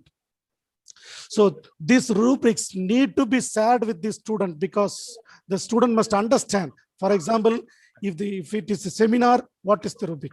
If it is a assignment, what is the rubrics? If it is a case study, what is the rubrics? If it is an end semester examination, what is the rubrics? It is a CO attainment calculation, what is the assessment? So you need to fix the rubrics for each and every assessment. So usually rubrics are designed for the theory, laboratory, project, and the seminar courses, all the courses. Then how you can use the rubrics? So these rubrics are useful for all the assessment. How we can use the rubrics for calculating the attainment? So these rubrics are the simple way to set up the grading criteria, which will level of attainment is calculated by using the predefined. For example, 50% is the passing minimum. Already I discussed that 50% of students secured above 50% is only the low level attainment. What I secured 50% of student above 50% is low level attainment. 60% of student above 50% is medium level attainment of the course. 70, there is no unique method. You can change. Instead of 50, you can fix 40 is the passing minimum for undergraduate level. 50% means you can fix 60% of student. These are all decided by the institution and the program. 70% of student above 50% is a high level. Basically, the threshold is fixed for the minimum pass. Minimum pass 50%, it may be 1 for the 40%. You can fix accordingly. Then how you can fix the rubrics for a simple seminar? So each and every assessment consists the criteria. For example, the seminar may consist the 3 criteria. One is the content, seminar content. Second is the knowledge, the student knowledge and understanding. Third one is how the student is discussing with the peer team. Then performance. The performance metrics, we are assigning 15 marks. The first criteria 5 marks, second criteria 5 marks, third criteria 5 marks. The 5 marks is distributed like this. If the content is very incomplete, 1 mark. If the content is partially complete, 3 marks. If the content is full-fledged, give 5 marks.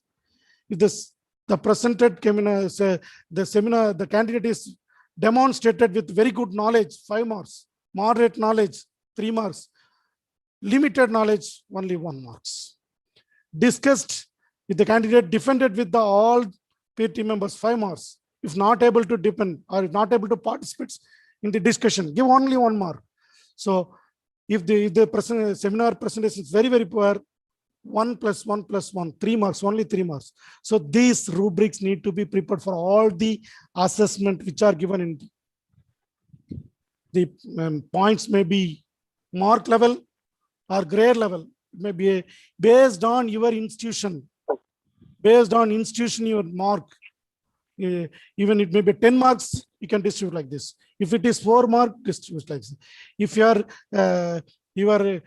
project, if the one needs a completed, not completed, performance basis means gives A level, B level. So you need to identify the criteria for each and every assessment. What to do?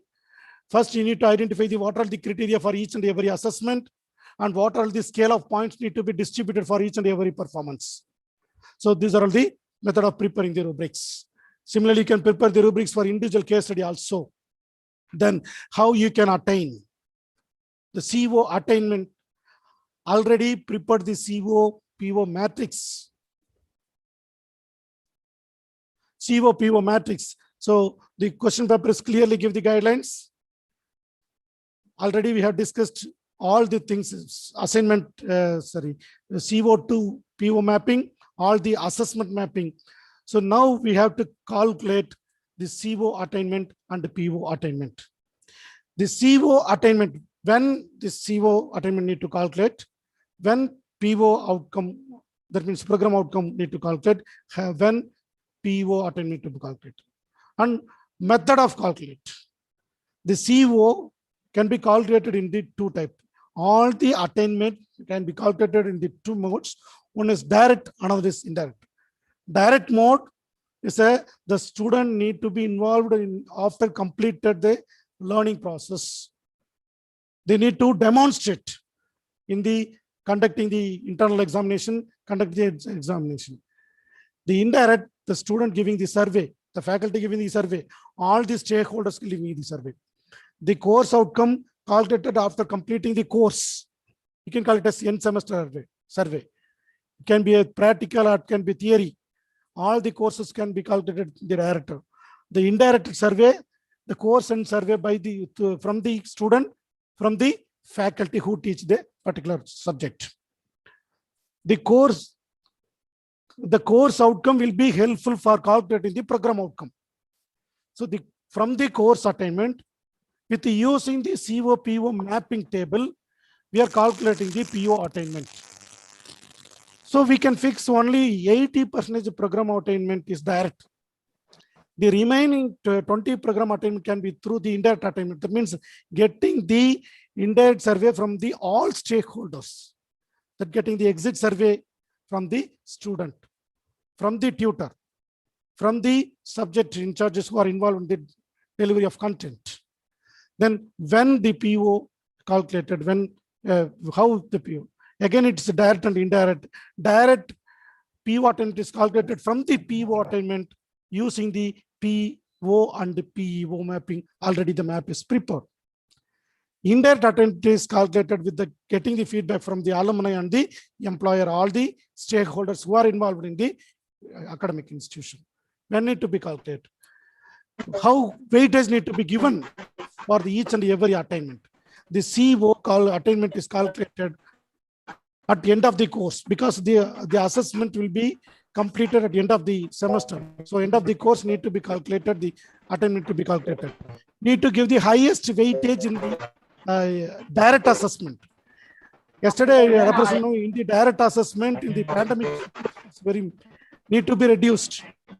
Indirect assessment is in the pandemic situation. Yesterday I explained why it is. So 70 to 80% need to give the highest weightage for the direct assessment. We need to little bit decrease in the PO attainment 40 to 50. PO, the student, the graduated is in the corporate or in the industry or in the outside of the social world. So need to give only the minimum direct assessment weightage. Need to give the highest weightage in the indirect assessment. So after 3 to 5 years, only 3 or 4 or 5 years calculated the POs. Then how we can calculate the PO attainment? There is no unique method of calculating the attainment. The different type of attainment calculations are based on the institution or the university regulation. Based on the regulation, you have the fix your attainment process. So before preparing the attainment process, we need to identify, we need to remember some things. So these things are already explained. Each and every internal assessment or external assessment component must be mapped with each and every CO. Then only we can get the clarity. So first you need to check all the assessment or whether it is mapped or not. And it should be mapped with the Bloom's level also. Next, you have to fix the rubrics for each and every attainment. The attainment may be a indirect attainment or the direct attainment. The direct attainment may be in internal or the end semester examination. So direct attainment, indirect attainment. Direct attainment through the assessment the student are demonstrated after completing the learn. Indirect attainment, the students are giving the feedback through the survey or the collection of data. The direct assessment may be internal assessment and the university assessment. Each and every internal may have the attainment level rubrics and the external assessment may have the rubrics. You can fix your own. Okay. So I fixed the rubrics. I fixed the COs. I want to calculate the CO attainment. First, I will take the seminar and the assignment as rubrics is simple. The carryovering of the already I have fixed the calculation. Now, from the question paper, I need to calculate the CO. So each and every question paper must have the already I told question number, CO, then PO, Bloom's level, then mark is awarded. So here, after completing the assessment, after completing the result, the department need to prepare the Excel sheet or the report for calculating the attainment. So in along with the register number, the question paper number, the question number, maximum marks awarded for the first question, secured mark, CO, Bloom's taxonomy. Let us take in this presentation is 10 into 1 mark, 10 mark, 4 into 5, 20, 2 into 10, 20 marks. So 50 marks, either are pattern. So we are calculating the measurement. So let us take 4 students are participating. So I have fixed the rubrics. 50% is the rubrics. 50% of students are secured. 50% 1, 60% 2, 70% 3. Based on the rubrics, I need to calculate. So the test 1, test 2 model university examination. These are the component in our by calculation. In the test 1, I have already fixed the test 1 will be in the CO1 and CO2. Already we fixed. Already in the previous discussion, I told the test 1 need to be fixed. So you have to clear guidelines. Then only you can calculate the attainment without any trouble. Test 2 belongs to test CO3, CO4, CO5. Model exam covers all the COs. University exam covers all the COs. 4 students are appeared. The number of students attended 4. Maximum force for each and every CO. The first test carries 100 marks. The first CO 50 marks, second CO 50 marks. So to put together 100 marks, out of 50 marks in CO1, the first candidate appeared 30 marks, second CO2 40 marks. The second candidate 25, CO2 37. So you are calculating these are all the marks. This mark is calculated or derived from the test, similar previous Excel sheet, derived and placed in the average marks. It's carried out from this is the average mark. Average mark is transferred here. Then you have to calculate the threshold value. Already we have fixed the threshold value is 50%. The number of students above the threshold. Let us take here the first C1 is 2. CO, that means only 2 students are secured maximum more than the threshold of 50% in the CO1. In the CO2, the 3 students are secured threshold of 50%. If then you need to convert the attainment level. After calculating the threshold, we need to calculate the attainment level. If the student, 70% of student attained 3, need to calculate. So out of only 2 students are secured the above the threshold out of 4. So 2 divided by 4, only 50%. If it is 50%, it's a low level attainment. So CO1 is 1. Then next CO2, 3 students are above the threshold. So 3 divided by 4, 75. So 70% of student above the 50. So here 75%. So the level is 3. Similarly, you're calculating all the COs and all the assessment. So you need to consider all the assessment in the internal assignment and the external. If you are conducting the online assessment, it need to be considered. all the assessment which are included in the assessment or the grade point, it would be considered for the attainment calculation. Then we have to calculate the attainment of the particular course. So then the level is derived from CO1 is 1, which is calculated from the previous table. CO2 is 3 from the test 1. Similarly, you are transferring all the values, which is calculated. So internal exam and assessment. Then we are giving the weightage. So 20% weightage for internal, 80% weightage for the university examination for the direct assessment. So 2.87 is sum of internal, 3 is university examination. So 20% in the 2.87 is 0.57, 80% in the 3.0 is 2.0. So all put together 2.97. So the final course outcome of the particular course is 2.97. So based on the course outcome, we need to calculate the program outcome. The program, to calculate the program outcome in the direct method, we need to use the COPO matrix. In the COPO matrix, already we have clearly presented. So to calculate the PO attainment, the average of POs, already we calculated the target. So the average of PO was PO divided by 3 into final CO attainment. We have to calculate the attainment. So you can see here, the COPO matrix is already available in the syllabus. We calculated the target, the 3, 2, 2.0, 2.5. Based on this value, I need to calculate the attainment. Actually, the original attainment is 3.0 in the syllabus, but I attained only 2.97. 3.0 is target, 2.97 is attainment. So I need to calculate. How we are calculating? So the average of CO1 for P1 is 2.0. So 3 divided by 3 into 2.97 is calculated. So 3 into 3, 2.97 equal to 2.97. The PO2, then 2.20 divided by 3 into 2.97 equal to 2.18. 2.25 divided by 3 into 2.97 equal to 2.22. Similarly, you are calculating all the attainment, CO attainment for the particular course. So the target under the attained. Next, how we can calculate the PO attainment from the indirect. You are calculating the feedback from all the stakeholders like student, past student, graduates, stakeholders, alumni, survey from the placement officers.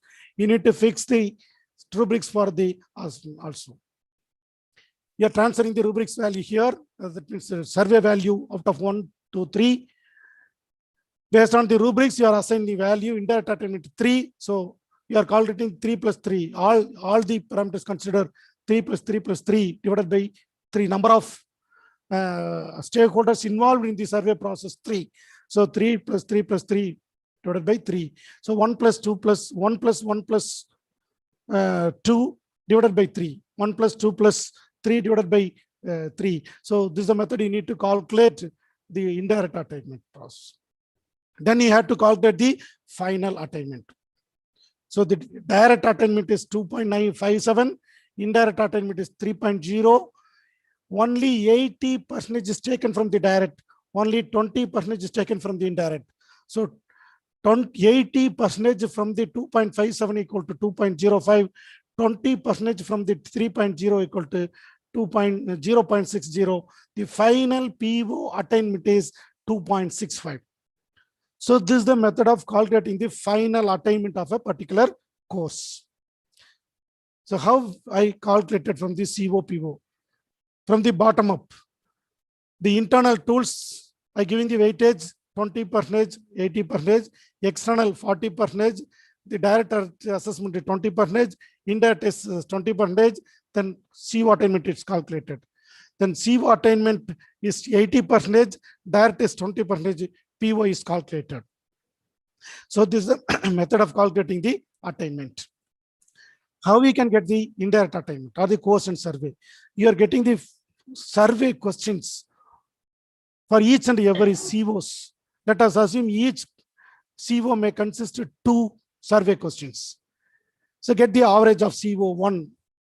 So register number, name, CO1 averages, find some average, calculate the percentage of CO.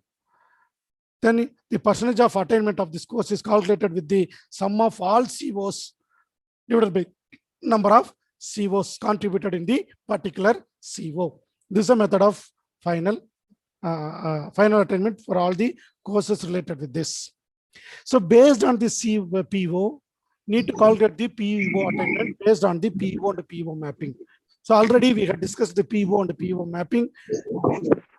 We have to fix the rubrics, direct assessment weightage, indirect assessment weightage. Based on that, we have to check whether we are attaining or not. Previous year, next year. If you're not attaining, you have to go through it. If you are not attaining, we have to take the action taken plan. Just I will conclude within 5 to 6 minutes. Please kindly cooperate with this. Then we'll discuss 5 to 4 minutes. So action taken plan. If it is not attained, we need to take the action. Why it is attained? You need to identify the observation and you need to list out the action taken plan. So what are the challenges behind the attainment process? Lot of clerical work. So you need effective automation software to transfer all the data to maintain the reports and records. Time constraints are another important things. You need to conduct many activities for each and every assessment. It's also another 2 challenges for the faculty members to conduct the activities. And different type of courses, course nature is different, subject nature is different, it's a dynamic nature. And the fixing the direct and indirect assess. These are all the different challenges in the attainment process. If you are not attaining, you need to do the we already planned, we have implemented, you have to check the attained or not. If it is not attained, we have to adjust the design, adjust the delivery system, adjust the assessment process. So we need to the plan, check, do activity process. How we can do the quality of course.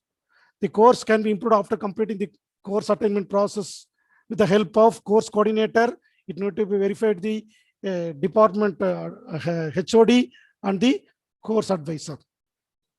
The course quality can be improved with the syllabus, learning, teaching review, delivery method, assessment type, PO mapping. So it can be improved only these things. PO attainment can be, program quality can be improved, change in the PO statement if it's not feasible to obtain. The curriculum can be enhanced. New mapping of CO and the POs can be prepared. That means curriculum map can be prepared. Program articulation can be prepared. Then PEO is not attained. You can get the comment from the student, alumni, industry, personal body, management quality assurance body, program standard, external members, market survey, get the feedback, and you can change the program educational objectives. And you can prepare the action taken plan if it is not attained. Again, one of the important thing is education analytics. If you are maintaining the data, you need to interact with this student real time. You need to track this student progress. So we need to implement the analytics thing, educational learning analytics to track the student performance. This will make the student future ready or the graduate industry ready student. There's a new look in the education sector. So we need to analyze the student performance based on the outcome-based education parameters. So we can prepare the, in the first slide itself, I told in future, the company may ask only this program outcome profile and course outcome profile. If you're giving the profile for the particular student, based on that, the company can decide the student skill, value, knowledges. New education policies also recommends the outcome-based education with insisting the MOOC, transfer the online course transfer, e-content preparation, virtual lab, conducting the virtual lab, online assessment and conducting the examination, e-content preparation, teaching learning process, enhancing the learning and critical thinking process, increasing the flexibility and choice of subjects, fundamental knowledges, critical thinking, interactive classes, experiential learning. So the new education policy focusing on this. So, and also giving a lot of opportunity to enrich the faculty knowledge with this single repositories, National Digital Library, DIGSAS. And also they insist the competency-based education towards the outcome-based education, integration of subjects like that's extracurricular and co-curricular activities integrated with the sports and storytelling basic pedagogy. ICT pedagogy can be included in the teaching learning process. Scientific temper, innovation skill, multilingual skill can be included, and assessment need to be tracked in the intelligence manner. Continuous tracking need to be important. That means continuous tracking of learning outcome of each child is mandatory in the new education policy. I hope. Thank you. I hope I conclude my session. Today we have discussed about the how we can write the course outcome, course objective, course outcome mapping, different type of mapping, COPO mapping, and all the mapping process, teaching learning and learning activities, methods of attainment, direct attainment, indirect attainment process. Now I open the forum to discuss with the questions. I hope I deliver the content basically. So again, lot of content is there, lot of output, lot of challenges there in while you're implementing the outcome-based education. So now I open the forum to discuss. Due to time constraint, I reserve some points, and also some points may not be interactive because of the online session. Some topics may not be interactive. The calculation topic may not be interactive because of due to time constraint. I restricted myself. If you are having any queries while you're developing the CO, that means course objective, course outcome, POs, and attainment process, assessment process, you can contact at any time. I'm ready to help in any dimension in preparing the outcome-based education and LOCF. In UGC prepared the detailed LOCF curriculum framework. Very soon they will give the detailed manual about for preparing the assessment. Already they launched the examination reforms for towards the outcome-based education. Lot of conferences conducted towards the examination reforms. Very soon they will launch an outcome-based education attainment manual. Sirs and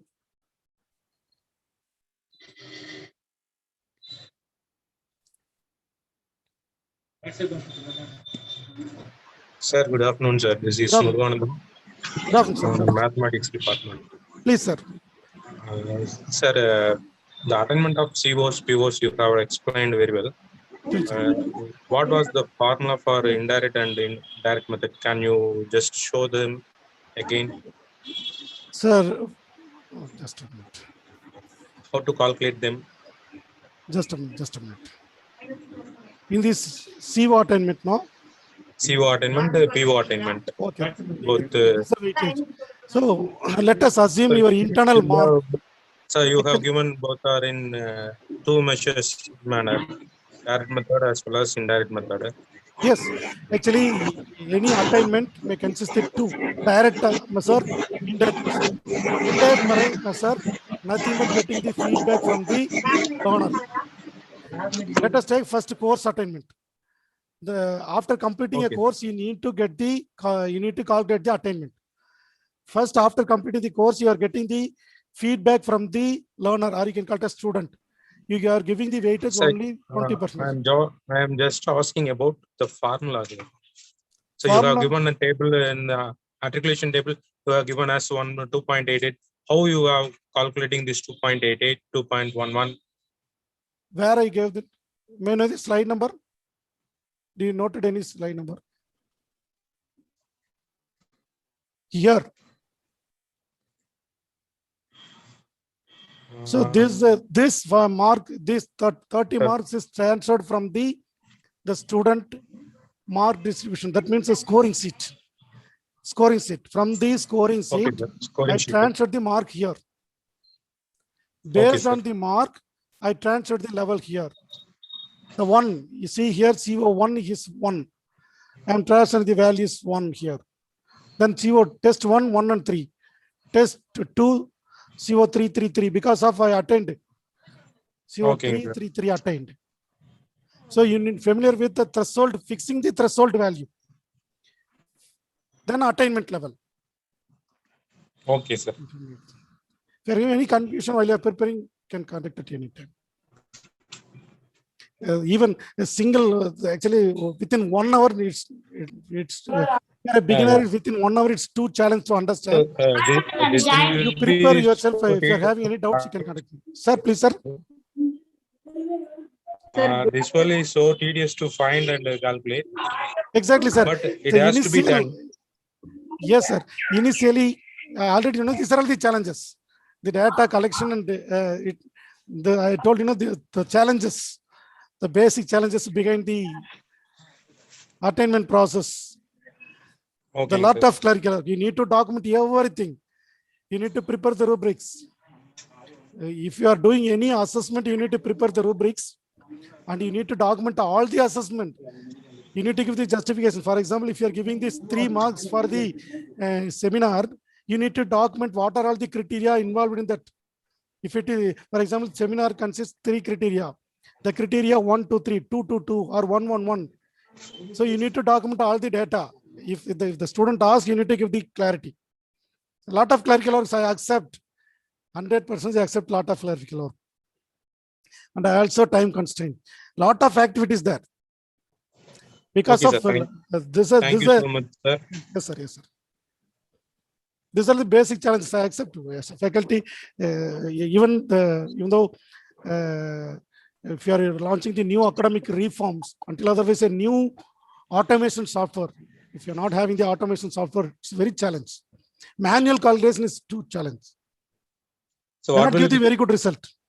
What will be the software to be used for this? So a lot of third-party vendors are there. You can contact. Name of the software, sir? Sir, a lot of third-party companies are there. So near to 4 to 5 companies are already implemented the Mastersoft, Como. Near to 4 to 5 companies are already implemented the outcome-based education. Even though they have the facility, the outcome-based education implementation, but you need to customize. The company need to support the third-party customer, need to support to customize your assessment pattern, because of you have your unique assessment pattern. There is no common assessment pattern for all the autonomous colleges, all the arts and science colleges. Even though we both are autonomous colleges or arts and science colleges, we don't have common assessment pattern. We have different. So the company need to support the customizing the task. So this is challenging. If you are having your in-house development. Hello. Yes, sir. Please, sir. Okay, sir. Continue, sir. No issues. Okay, sir. It's if the institution has the in-house development process for the outcome-based education attainment, it will be easy to modify. Otherwise, it's very challenging. It may take 2 to 3 years to completely implement the attainment process. So initially you go with the direct. Initially you go with indirect. Initially go with the indirect. It is very easy. Once you're familiar with that indirect, then slightly you can increase the direct. This is the method. If you are giving the maximum effort on the direct and indirect in the first stage, it may give the strong complexity. The arts and science colleges may face a lot of challenges because of in engineering colleges, all the faculty members may have the ICT skill set. In arts and science colleges, language department or some other department faculty members may not aware about the ICT skill usage. It's another challenge. So we need to train them. So we need breathing time to train. Okay, thank you so much, sir. Thank you so much for your answer and excellent presentation you have done. On behalf of Mathematics Department and IQSC, I thank you very much, sir. Thank you, sir. Thank you. Sir, this is Dr. Vanati, head of the Department of Business Management. I take this opportunity to express my sincere gratitude for a highly informative session, sir. Thank you. Your session expressed your total energy, commitment, and in-depth knowledge in outcome-based education. You gave a thorough outlet and a flow chart where we have to start and how we have to proceed with OBE-based education and attainment also, sir. Exactly, ma'am. Exactly. Thank you, sir. Your PPTs are very much informative and they are in the right flow. They are giving lot of information. As you said, I agree. The 2 days is not an enough day Exactly. for to completely work out or give an outcome of drafting a good curriculum. I with understand, ma'am. Even though it is even it is actually offline mode, it will be very interactive mode. It's online mode. It's another challenge for us. And here I would say that can we start from the bottom approach, like constructing the rubrics first and attaining the PO, sir? How should Yes, we? yes. It will be an, Ma'am, if you already first you need to plan PO, POC, if the first design and implement. After that, if you are during the development of the course plan, the course design is plays the vital role in the outcome-based education. So during that, you have to clearly give the each and every assessment. While you are preparing the assessment method for each and every course, you need to prepare. The faculty may recommend the clear guidelines of rubrics, or the institution may sit together. They may constitute an expert committee from each and every domain or each and every discipline or each and every area. So because of its arts and studies, different domain, language, mathematics, lab, completely lab, or purely theoretical, commerce paper, accounts. So different need to be group all the type of or all the area faculty members, and we can identify a suitable assessment method and rubrics for each and every thing. okay, fine, sir. Thank you. I also express my sincere gratitude to the whole team of our Erode Arts and Science College family who have chosen a right faculty to deliver on outcome-based education. Thank you all. Thank you, ma'am. Thank you, ma'am. Thank you.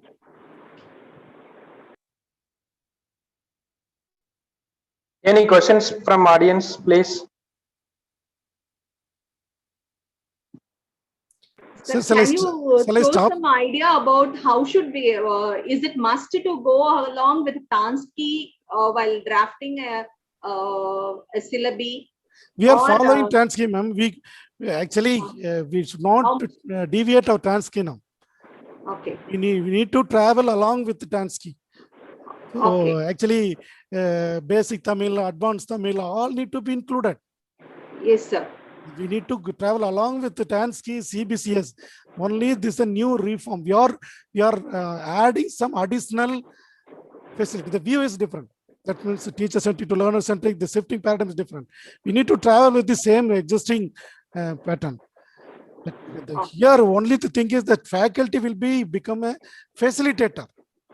Okay. We need to encourage the student to learn. Fine, sir. There's a new policy recommends like this, competence-based education. We need to encourage the student to think, critically think. Okay, fine, sir. Thank you. Thank you. Thank you, sir. Thank you.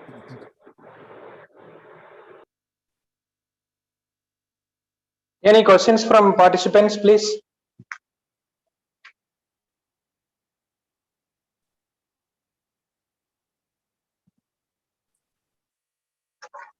Well, you are developing any queries, or any doubts rise during the development or implementation, you can contact at any time. This is my mobile mail ID and mobile number. You can call it anytime. Thank you. Shall I stop my share, sir? Okay, sir.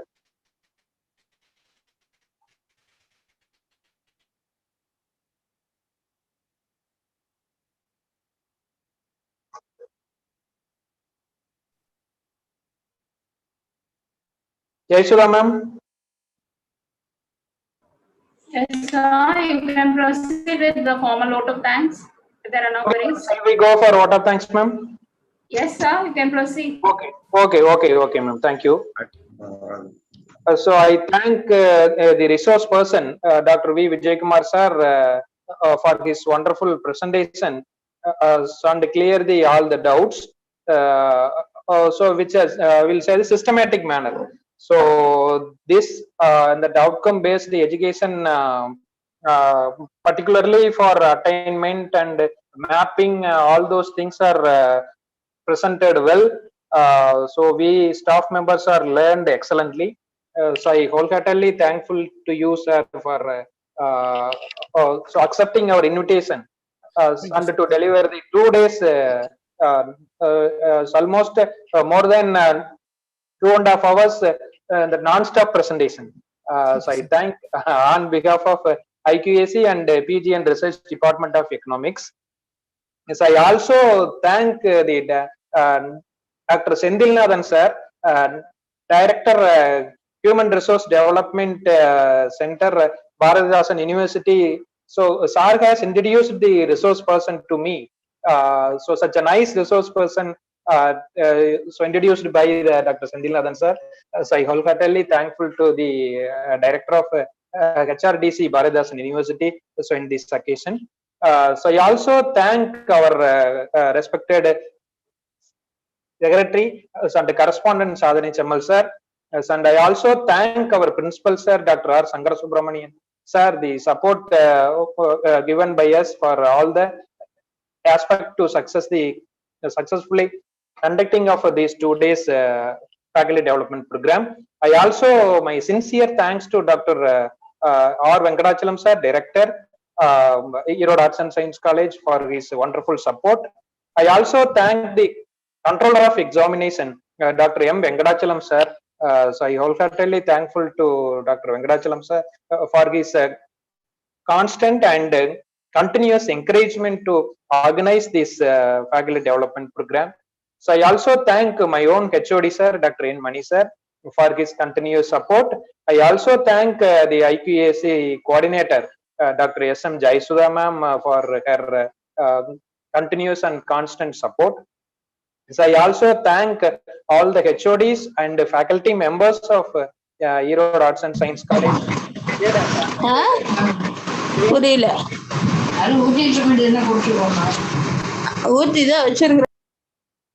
So I also thank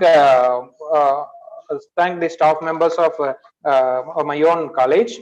I also thank all the faculty members of my own department who has supported a lot to conduct this 2 days faculty development program.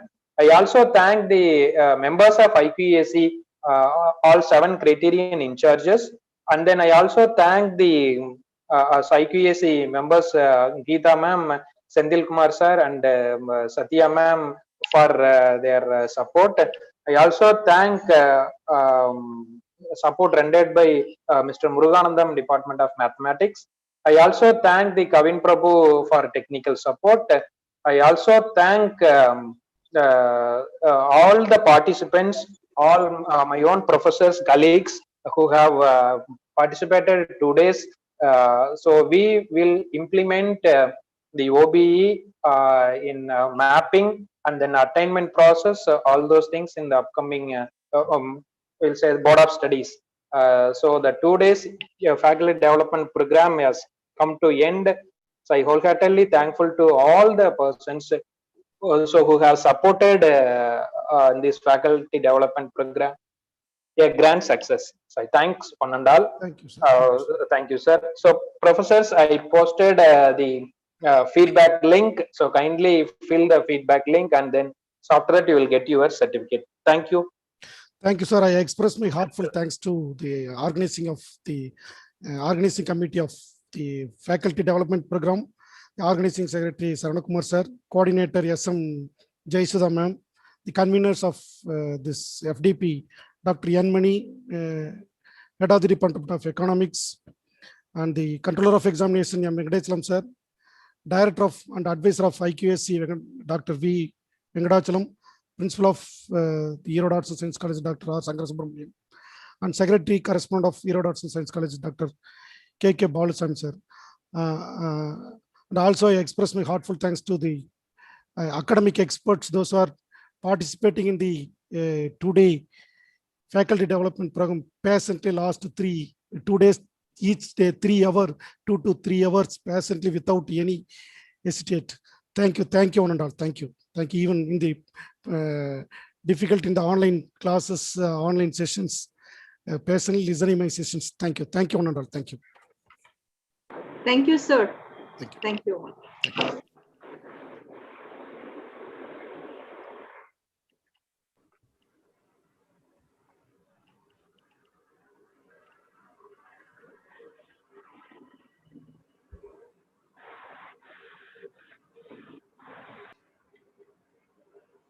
Hello. So this is Jayasudha, sir.